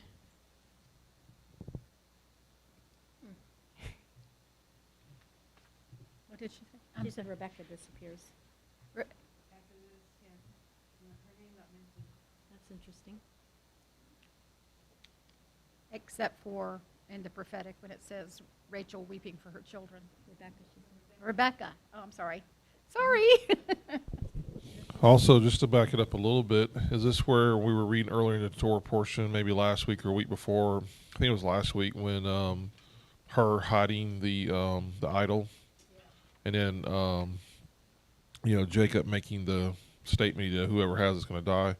So this is where we're assuming that at that point that she was pregnant with Benjamin. Yes. Okay. That's my assumption. Okay. Yes, that was our thoughts on that. And that the significance that the people that Isaac had was not, that Israel had was not just his sons. He had slaves and manservants that were helping tend the flocks while he was with Laban. He gathered people, and those people being of that land would bring their gods with them. Well, remember, they just took the women from Shechem. And they brought the women from Shechem. That's right. So they probably brought all their idols with them, too. That's right. And he's saying, we're going to clean house. Brad Scott said there's 3 standalone Alatabs in here, and I did not get a chance to look them up, so I don't know where they're at. Okay. And then he also made a comment about that 6 times Yahweh calls Esau Edom, and he said 3 of those times he says it like there's no context around, there's no reason to say it, it just says that, which is interesting. And Brad Scott was likening that to the beast being the number of a man in the 6s. I didn't get time to study that out, but it was interesting. Jonathan has something to say. Yes. I cut him off, No. but you're going to have to You stop. apologize? You didn't cut me off. You're good. So first, I know as Jacob was first sent out, that's where we get the name Bethel. So we see him backtracking through the same place, and it says where he set up the pillar. Now he set up an altar. So again, I brought that up earlier somewhat on purpose, because as we get to this point here now, he's going back to that same place where he first had that encounter with God, and he's building an altar and more or less solidifying that commitment in his relationship and following the ways that God would have taught him. Obviously, we don't have any expressed written thing that you must build an altar at such and such and do that. So there's story behind the story that we're not, told here. Also, that as they journeyed, a terror fell along all the cities where they were traveling, so no one pursued him.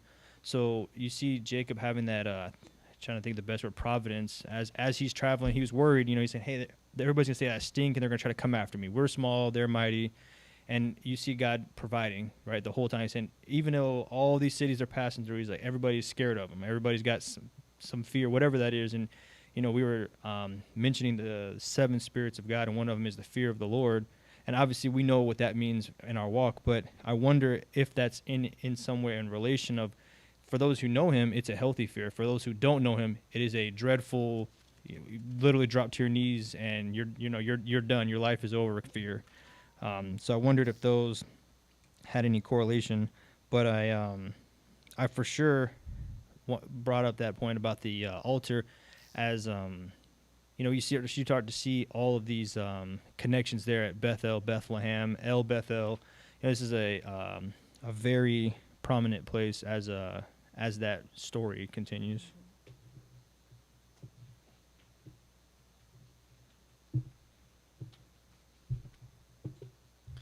You also have to consider that Jacob and his family obviously were worshipers of Jehovah.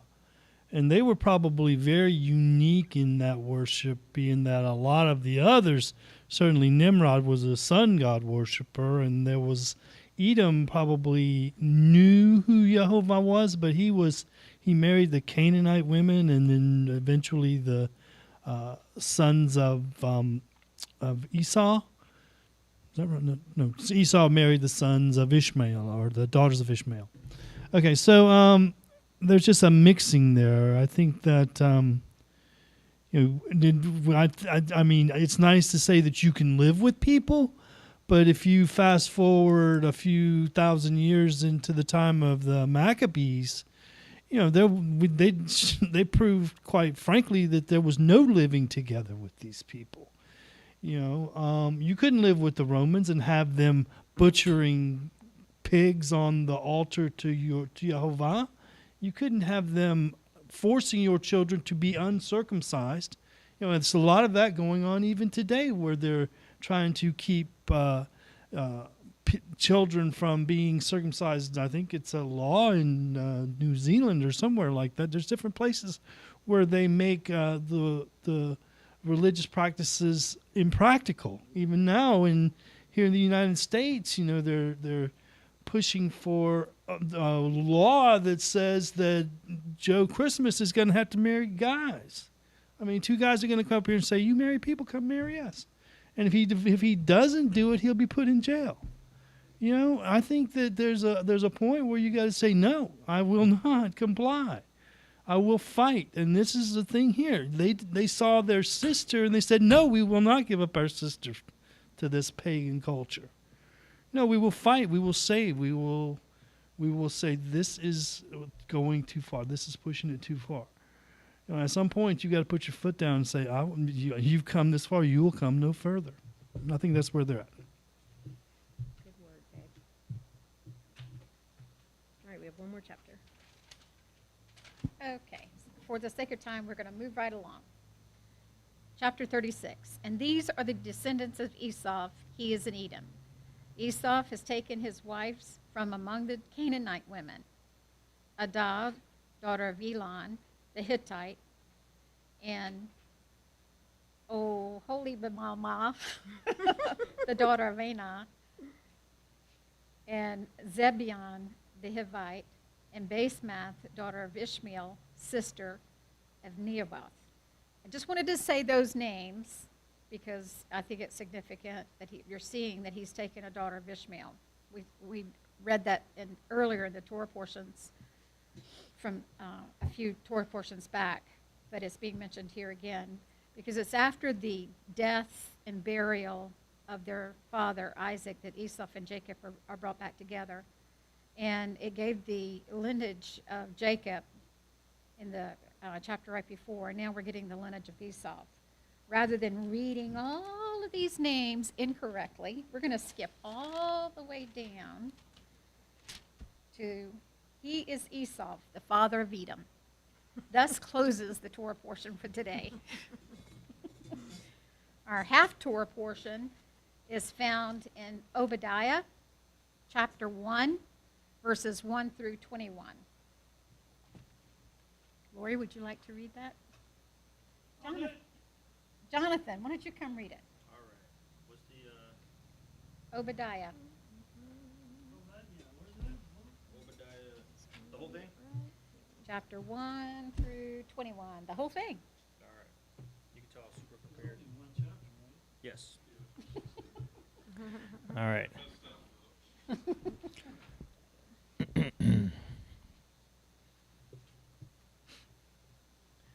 And you guys on Zoom, feel free to speak up. I haven't heard from anybody. All right, so we're looking at Obadiah, the only chapter, all the way till the end. Thus says the Lord God concerning Edom, we have heard a report from the Lord, and a messenger has been sent among the nations. Rise up, let us rise against her for battle. Behold, I will make you small among the nations. You shall be utterly despised. The pride of your heart has deceived you, you who live in the clefts of the rocks.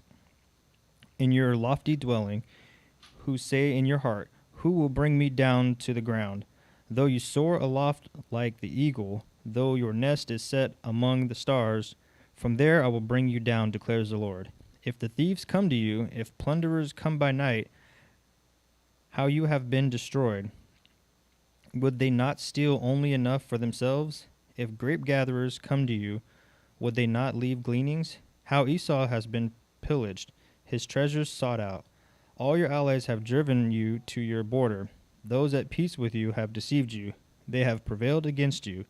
Those who eat your bread have set a trap beneath you.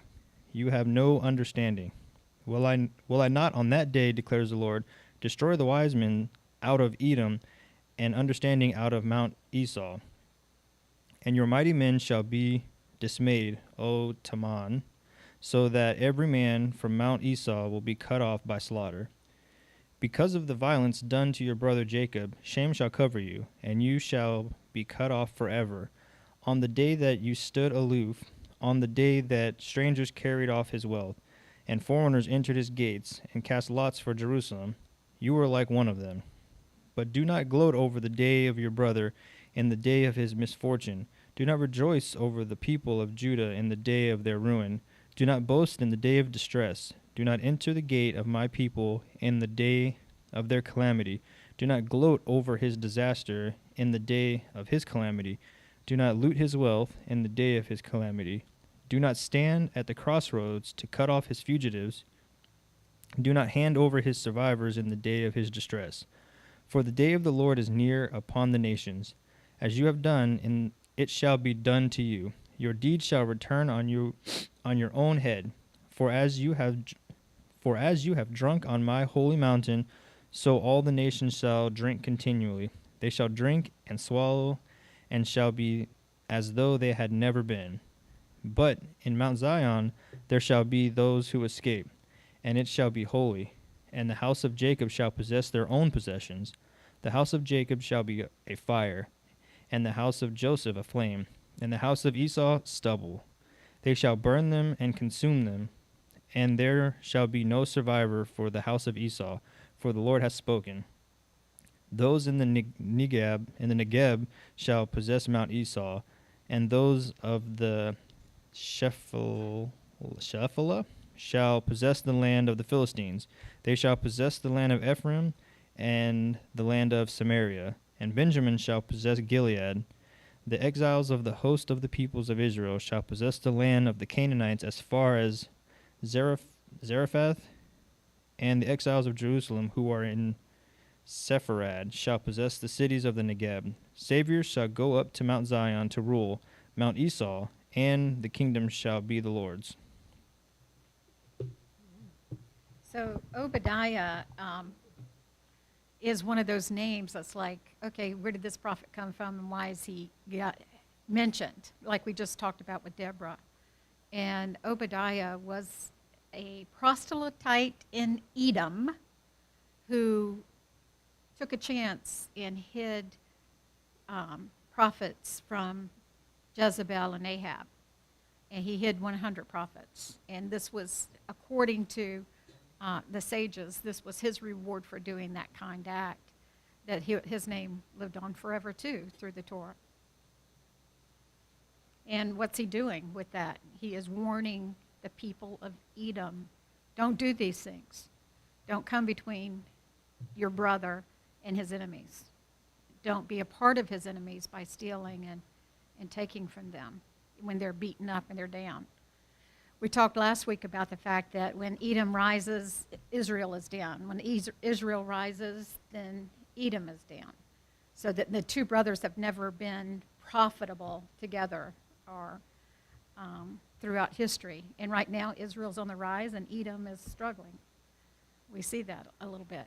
So, but the caution is, if somebody comes to attack his brother Israel, then he is to get out of the way. It didn't say go help him or anything. It just says get out of the way. Don't participate. Yeah, we see, especially in the Holy Land, there's these artificial boundaries through the Middle East. They're put there by the United Nations rather than the natural boundaries that would occur, which actually causes division. This whole thing about the Palestinian state and the Iraq and Iran, the Kurdish people, or different factions. It's done deliberately to keep them from having a unified society. And I think that whenever we had the Shah in Iran, it was a very peaceful country, but that was the thing that scared the people more than anything. You don't want these two nations coming together, because they will absolutely rule the world. If you had the brains and the intelligence of the Jewish people and the strength and the fortitude of the Arabic people, if you combine those forces together into one entity, you imagine they would be you wouldn't defeat them in a battle. You couldn't compete with them intellectually. They would just absolutely. And I mean, you see that. I mean, if you've ever seen the pictures of Dubai and the engineering that they have there, the types of society that they've managed to develop from the riches that they've mined out of the ground there, you really don't see anything that's comparable to it. In the world, you have. I mean, I've seen some of their drone demonstrations that look like things that you would see at an NFL stadium on a jumbotron. Some of the things that they've managed to accomplish there, and you see now that a lot of especially with the Abrahamic Accords that Donald Trump was able to put in place over there, you have a unity that you've never seen. Like I said, once they come together in peace, they'll absolutely rule the world.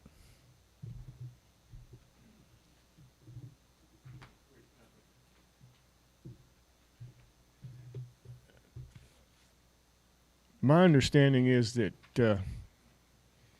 this is spoken against Edom because of the way they treated Israel when Israel came out of Egypt and was traveling through the wilderness.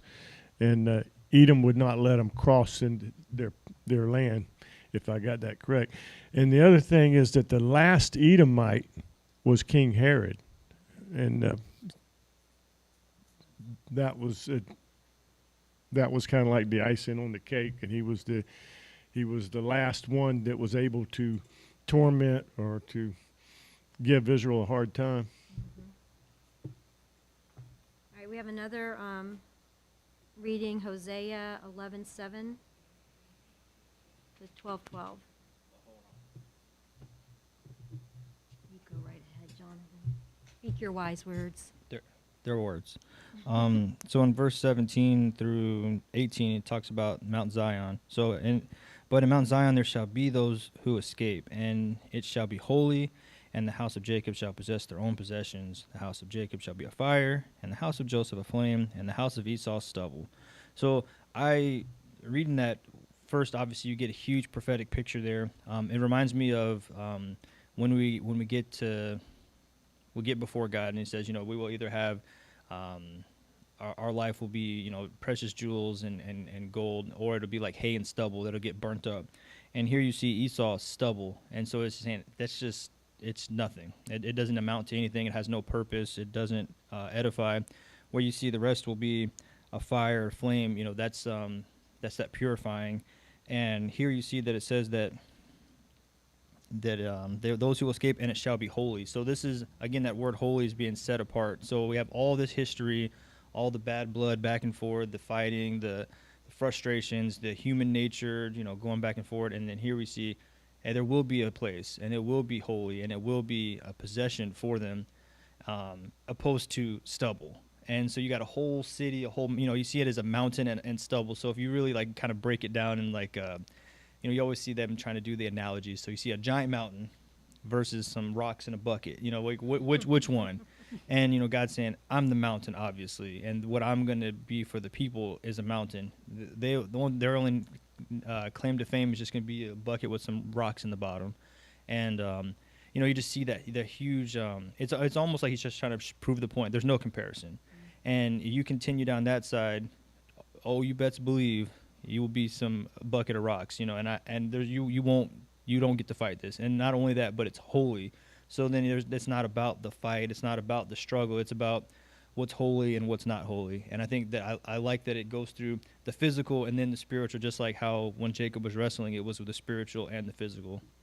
That's good. It reminds me of when I was listening to Brad Scott today, when he was talking about Esau and Jacob, and he was talking about the wheat and the tare, how the wheat and the tare grow up together, and we know that the wheat in the end will bow. Then you know the story from in the New Testament, and it sounds like that. The house of Jacob shall be a fire, the house of Joseph a flame, and Esau stubble.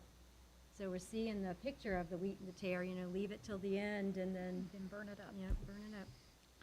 Yeah, you done? Okay.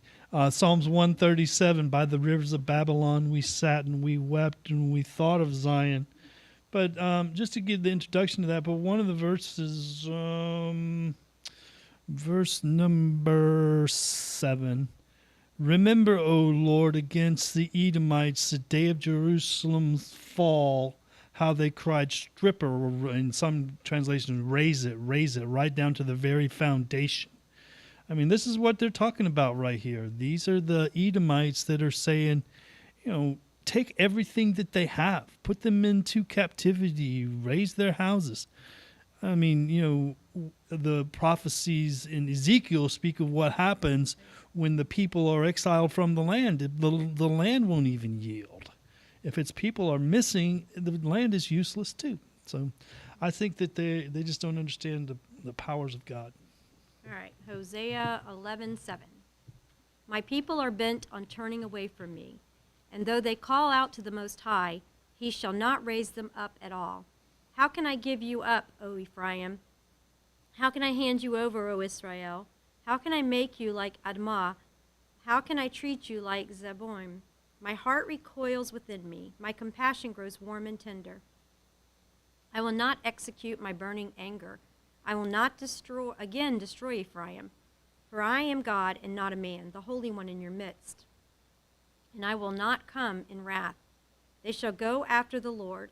He will roar like a lion. When he roars, his children shall come trembling from the west. They shall come trembling like birds from Egypt and like doves from the land of Assyria. And I will return them to their homes, declares the Lord. Ephraim has surrounded me with lies, and the house of Israel with deceit.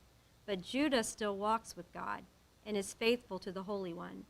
Ephraim feeds on the wind and pursues the east wind all day long. They multiply falsehoods and violence, and they make a covenant with Assyria, and oil is carried to Egypt. The Lord has an indictment against Judah and will punish Jacob according to his ways. He will repay him according to his deeds. In the womb he took his brother by the heel, and in his manhood he strove with God. He strove with the angel and prevailed. He wept and sought his favor. He met God at Bethel, and there God spoke with us.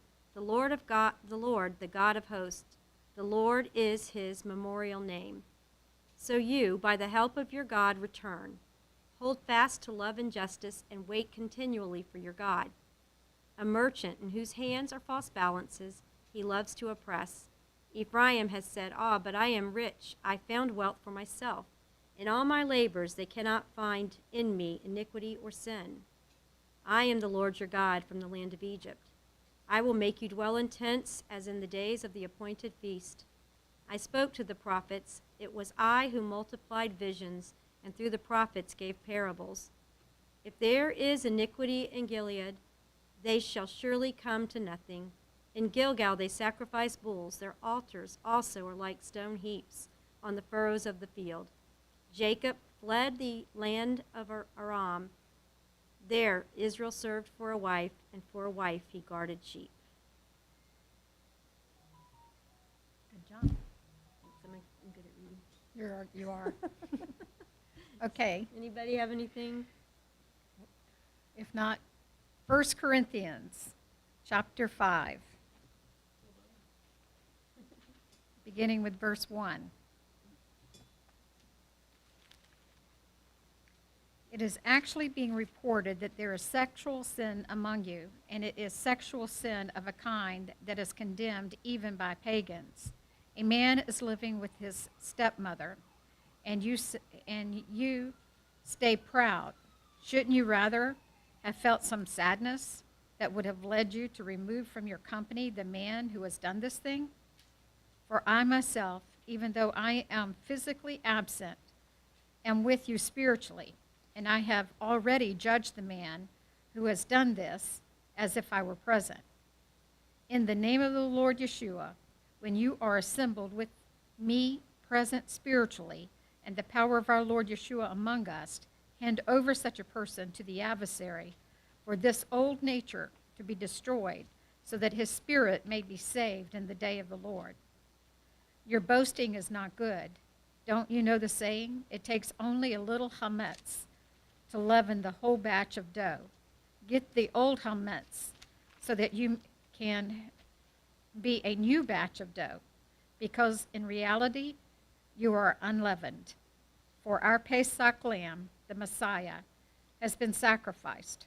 So let us celebrate the Seder not with leftover chametz, the chametz of wickedness and evil, but with the matzah of purity and truth. In my earlier letter, I wrote you not to associate with people who engage in sexual immorality. I didn't mean the sexually immoral people outside your community, or the greedy, or the thieves, or the idol worships, for then you would have to leave the world altogether. No, what I wrote you is not to associate with anyone who is supposedly a brother, but also engages in sexual immorality, is greedy, worships idols, is abusive, gets drunk, or steals. With such a person, you shouldn't even eat. For what business is it of mine to judge outsiders? Isn't it those who are part of the community that you should be judging? God will judge those who are outside. Just expel the evildoer from among yourselves. Back to the wheat and the tare again. Woo! You got the tare in there. I had a different reading. I had Matthew. Yeah. Matthew. We still got 45 minutes. Okay. Okay, so, but I think this one probably was chosen because of the sexual immorality and Dinah, but I think this is a good conversation to have, because it's we're to be of the world, but not in the world, but not of it, and we're to be a light to the nations. And so he's specifically talking about how we should be doing with the people that we fellowship with, where we're the set apart, the light to the nations, as opposed to ministering to or witnessing to. The going out, I think, is the significance. You go out into the world and you are among those types of people that he just mentioned. But when you're coming in to be the set apart, to worship the Most High in unity, there it needs to be a holier atmosphere, is what I'm seeing. You, where you may have some of these things that are taking place, sexual perversion or sexual immorality is not something that should be accepted. What are your thoughts on that? Yeah, so I was kind of reading this, and normally I read very just straightforward, but I was kind of looking at some of the punctuation and just thinking about, this is a letter written to a church. So this would be like somebody coming to visit us, helping us get set up, just watching what's going on, comes back and say, hey, you guys got some problems. And they're writing a letter, and they're not going to just be like, well, one of you guys aren't doing what's right, and I would work on that if I were you. The way this is written is very direct, and it's written, you would assume to the leaders of the church, the pastor, the shepherd, and, back then it's, you don't have like an email or a text where you can just forward it out to everybody. It's one letter, and it's meant to be shared. So he's, very, very right here in the beginning, and he's saying, it's been reported. So, I like that he's saying, this is what I've heard. He's not saying, this is a fact, blah, blah, blah, but this is what I've heard. And it goes on in verse 2, and he says, and you're arrogant? Like, what, you guys have something good to say? Why are you even talking about anything right now? Are you kidding me?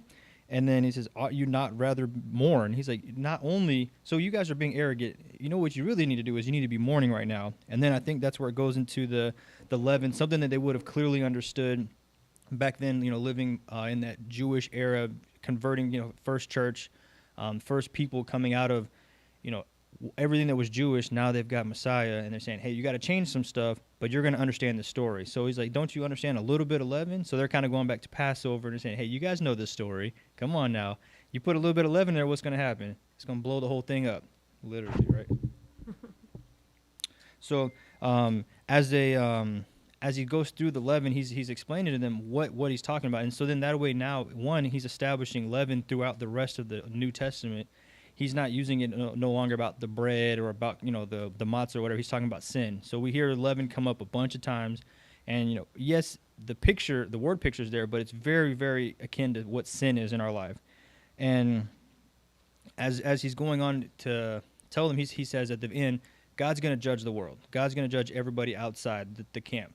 If they're not willing to adhere to the rules, which we can judge by, right? I can look at Ryan, I could look at Mitch and be like, hey, bud, this is what's going on. Scripture says, what are we going to do about it? Or what do you think? Obviously, that conversation's in love, and we have to be biblically based, sometimes take a brother with us. But that's something we can handle inside the church. And he's saying, if this is not something you can handle, you got to let him go and let him live out there, and that's where God judges. So inside, we have our fruit, we get inspected, we're supposed to keep each other accountable. Outside, God's in charge of that. And what we talked about earlier about being salt, being light, and being like the city on the hill, when you put them outside the camp or outside the community, it's not because you don't love them. It's because you got to put them where there's darkness, and where are they going to turn to when their life is dark? They're going to turn back to the light. So when you're in the light, you're thinking, hey, we're all good here. Everything's fine. No one kicked me out. I must be doing all right. I must be, they're boasting. And he's saying, put them outside and see what happens. God judges them out there. The world's a scary, dark place without the blessings of the Father. And whenever they do run into that dark alley and they decide to do that repentance and turn around, what are they going to see? They need to see a holy, set-apart church, a holy, set-apart community where they can come back in and be accepted, but not for what they were doing, but for who they're supposed to be based on the scriptures. So I love this story, and I love that as we're reading it like a real letter, he's just, are you guys kidding me? You're over here boasting? Let me just break down one issue. And then he also says anybody who's doing all these other things, the liars, the drunkards, he breaks down a bunch of other stuff, but he's saying this one issue, pagans don't even do that stuff. Come on, guys, get it together. That's good. Yep. There's a lot to be learned from this example in this chapter. I mean, because I feel even the boasters are kind of in trouble here for boasting, They're happy. I don't know. I just get a picture of those that, we do see in every group. You're going to always see something at some point where somebody might not be walking the line the way they're supposed to. But then you also have boasters who are quick to be out there judging that person, and when they should be mourning. They should be, what can we do to help you with this problem? How can we, as your brother or sister, make this better for you? And make things all right. Because we want to keep you. We want you here. We want you, your sister or brother.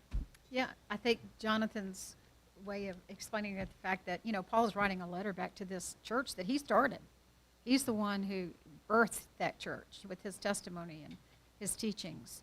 He's going back to them and saying, listen, you've strayed from the path that I've taught you, but let me share with you how to deal with this. You've gotten boastful about this sin that's in your congregation. He said with sadness we're to deal with that, not with boasting or, too often the church has in the past done it wrong. They have put people up before congregations and had them stripped of anything, any kind of covering that they might have on a spiritual side and cast them out onto the road, and sometimes unjustly. But he's teaching you how to handle the sin that's present. So we have one that is flagrantly doing a sin that even the pagans around them thought was evil. So the church that's supposed to be set apart, that's supposed to be given a witness, is no longer pure. It's now defiled by this ungodly act. And he's saying, with sadness, take care of it. Take them out. But there's a right way to do things and a wrong way to do things. And Paul's teaching them, And it's not for their sake, the church's sake, it's for the individual's sake, so that they will turn and repent so that their soul can be saved.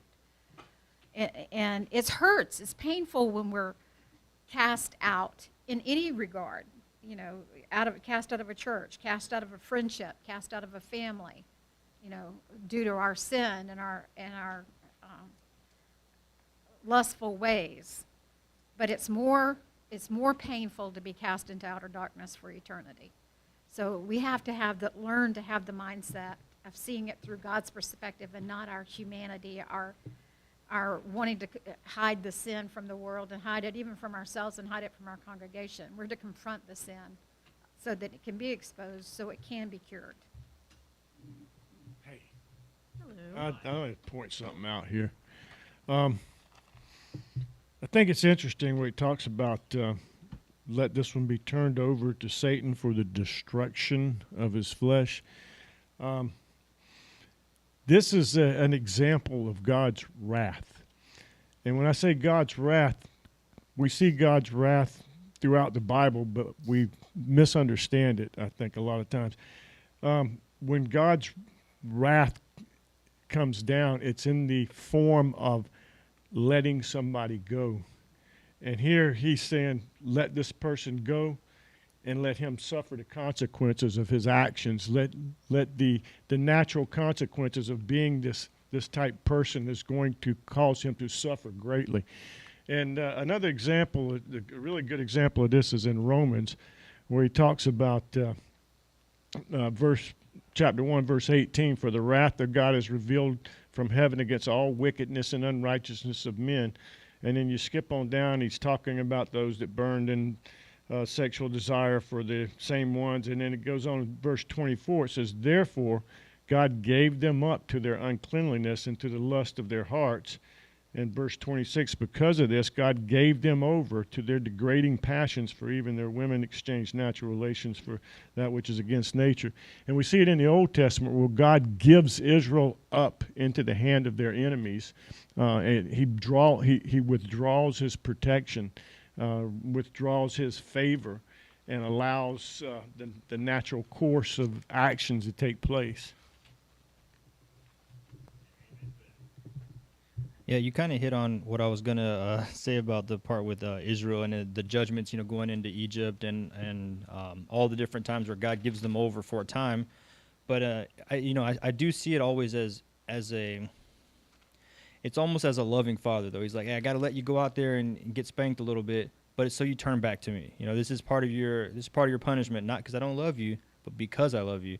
And even in this situation, you see, he's like, we're going to put you out, but it's not because we don't want you here. We want you to deal with the sin issue. We want you to deal with the flesh. So as we're, again, I like this chapter, but, Paul's saying, hey, I'm absent the body, but I'm there in spirit, and I've already pronounced judgment. So Paul's even saying, hey guys, if you need me to say something, I'll be the guy to say it. No, you can't do that. That's wrong. Don't do that. And then it says he, turned them over to Satan for the destruction of the flesh. What can Satan deal with? The flesh. What can Satan not deal with? The spirit. So he's saying, send them out into the world, and his flesh, his earthly experience, oh yeah, it's going to be all kind of messed up, but only God can destroy the soul. Only God can judge the soul. So in that, I think Paul very wisely is saying, putting him outside it's not going to deal with the soul issue. That's for God to judge. And that's why it says it at the end. Putting him out in the world is going to allow Satan to, if given over, your flesh is going to be done. Whatever sexual immorality, whatever stuff you want to do, you want to go out here and drink, what does that do? Sin against your body. You're having immoral relations, sin against the body. He's saying you don't deal with the soul until God gets a hold of you.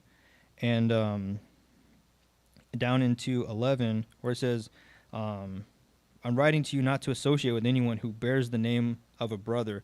So where I think that's where a lot of the issue stems from is he's saying this isn't just about you or just about a leader.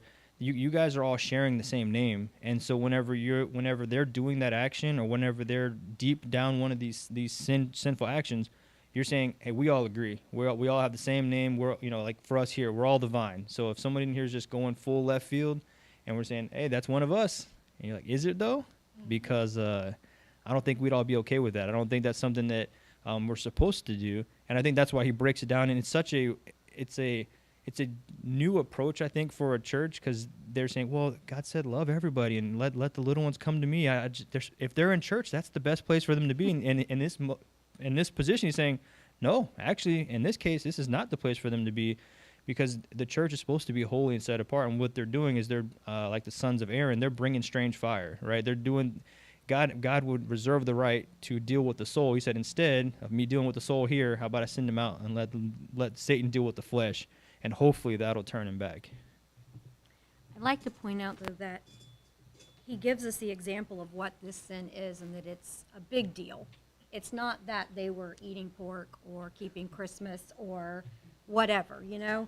This is a big deal. He's saying something worse than even the pagans would do. You guys should have known better than this. So I think a lot of times we've seen churches that have overstepped and said, you know, I heard they got a Christmas tree this year. They got to go. They can come back next year if they comply, but no. We just have to be careful with that. What is the sin that qualifies to be the sin that would put them out? All right, are we ready for?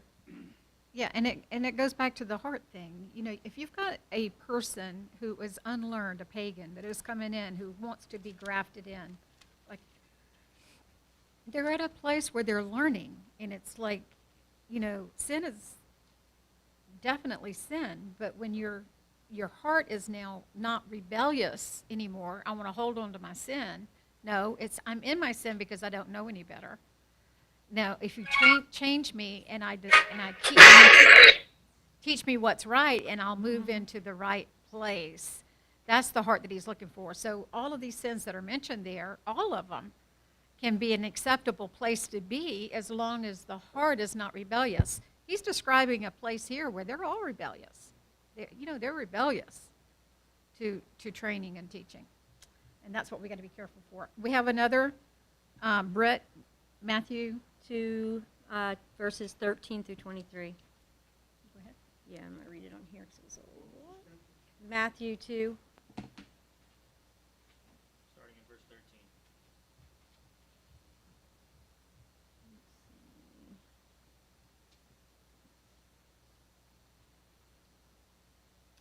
Y'all ready? Now when they had departed, behold, an angel of the Lord appeared to Joseph in a dream and said, Rise, take the child and his mother, and flee to Egypt. Remain there until I tell you, for Herod is about to search for the child to destroy him. And he rose and took the child and his mother by night and departed to Egypt.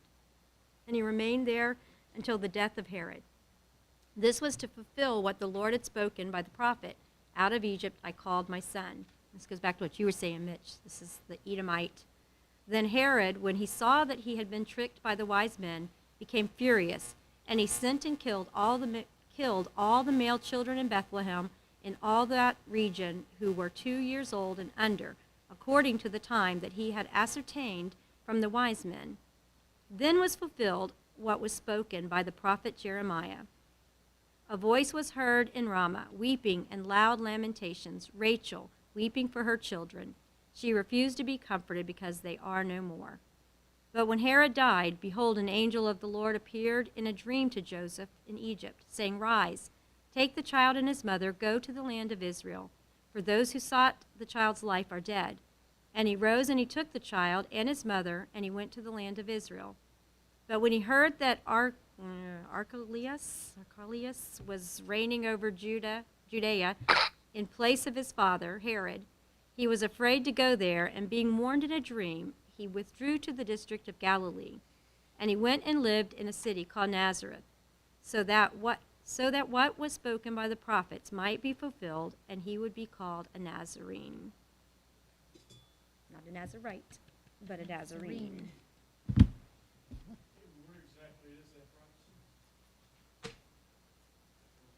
We know you know, just tell us. Isaiah 52.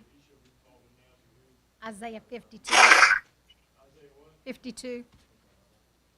Starting with verse 13 through 53. It's a long prophecy. Is it the one where he's called the wait a minute. I don't remember. Who knows? It says that there's a prophecy. I'm not sure what the prophecy What is is. happening? There will come a shoot out of the house of David, and that word shoot is a Nazir. Bethlehem was the place where the family of David. I don't think anybody out in TV land can hear you. Why don't you come on up here? Going old school. Zoomland. There's several places in the Old Testament where Yeshua is referred to as the branch. In one of those particular places, it's the Hebrew word for two places is shemak, if I'm saying that correctly. But the one place where it says the Nazir, it talks about the shoot that would come from David. And what that is Bethlehem or Bethlehem was the place where the house of David fled to when Jerusalem was overtaken. And so it's like an offshoot of David's house, and that's where it got the name Nazareth, from Nazir being an offshoot from David. And so that prophecy is kind of veiled in that whole thing there. Thank you, Mitch. Anybody else?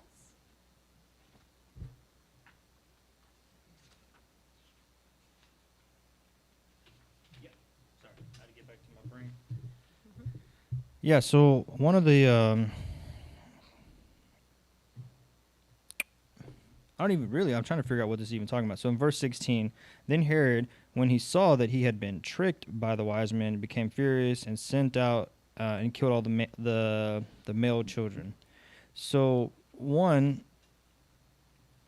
it goes on a little bit further. And then it says, according to the time that he had ascertained from the wise men.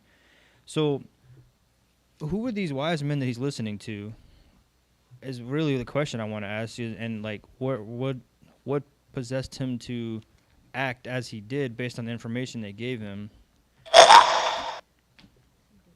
Well, they came because of the traveling for the star, correct? They saw the star and they saw it in the heavens, the prophet, and asked him, where's your king at? We want to come worship him. So it riled him up. But they gave him more information that, he was wise. Herod himself basically tricked him into giving him more information. So he gave them information about the timing that was taking place. But they realized and decided not to come back because the angel of the Lord told them, go a different route. Go back. And we know this because we watched the Nativity movie. Over and But over and over again. Your question was who were these people and how did they know what they know? Saw that in the That's a good question. It has some scripture. It has some historical background, but it's not definite. But what it looks like is that they came from the Parthian Empire, which was previously the area of Babylon. And when Daniel was in Babylon, he was the head of the wise guys, the head of the advisors, the smart people. And then he taught all of the people his knowledge about the stars and the constellations. And it's very much possible that what he did was he left this prophecy with those wise men in the Parthian Empire and possibly left his money, his estate, and told them, when you see this particular sign in the sky, then you need to go to Bethlehem because the king of Judah is going to be there, and take my treasure and give it to him when you get there. Mitch, that would make a great movie. I saw that movie. I like it. Well, Mitch, before you head out, are these the same? I guess the reason I'm asking is these the same wise men that saw the same wise men kings that met Jesus at the ones that bearing gifts. Yeah. But remember, he was 3 years. Yeah, he the was older Magi. then. I never put those two together. Yeah, and because when they brought him the treasure as well, that financed the trip to Egypt. Because think about it, Mary and Joseph was so poor they couldn't afford nothing but a pigeon when he was born for a sacrifice. So they had to have a bankroll to get to Egypt, and this was God's provision. Exactly. So that was part of Herod being tricked. The tricking part was he told them to come back and report to him where the king was so he could go worship too. And they did not come back. They went another way, but they ain't got a word from the Lord there. Well, in Matthew, it says, in the Gospel of Matthew, it says Yeshua was 2 years old when the wise men came to visit him. Could have been as old as 3, actually, somewhere in that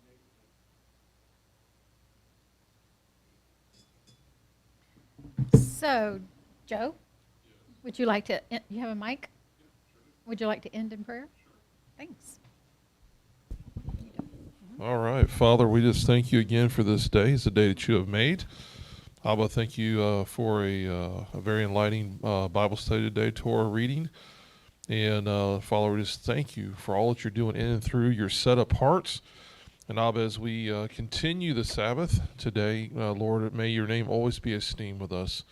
Father, as we close out this time of Torah study and go into fellowship and praise and worship and message and all those good things, Father, may your name continue to be esteemed amongst your set aparts. May you be blessed, Father. And we just give you all the praise in Yeshua's name. Amen. Amen. Amen. Thanks, everybody. 2 old ladies will see you next week. Shavua tov. So, what those? All right, all you guys there on Zoom, we'll talk to you later.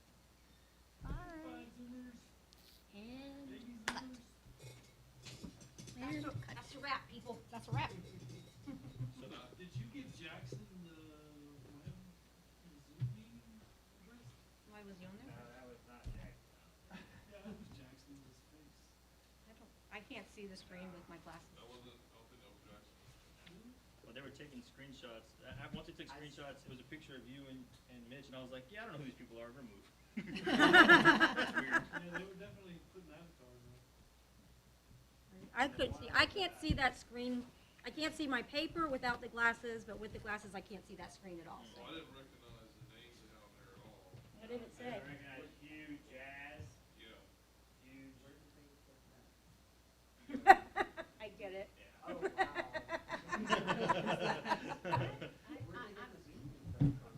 Huge jazz.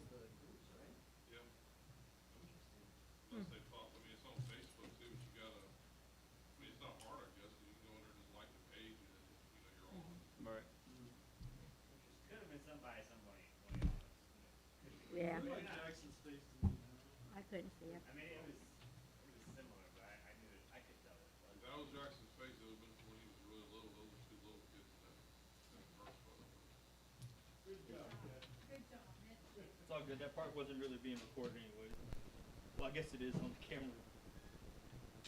Well, I want to see. Is there any way I can go back and see who it was? Yeah, you could. Well, you know, at the end, they took a screenshot of Lori's face and of Mitch's face and put it up on their avatar or their profile. Yeah. Once I saw that, I was like, yeah, I'm done. 'Cause I kept muting it. I was like, stop talking. Even if it was nothing mean intent, it's like, because that's being weird now. So Right. Yeah. I was like, you're done. Goodbye. All right, where can I see it? YouTube? Yeah, you'd have to. Wait, it's on. It'll be on here.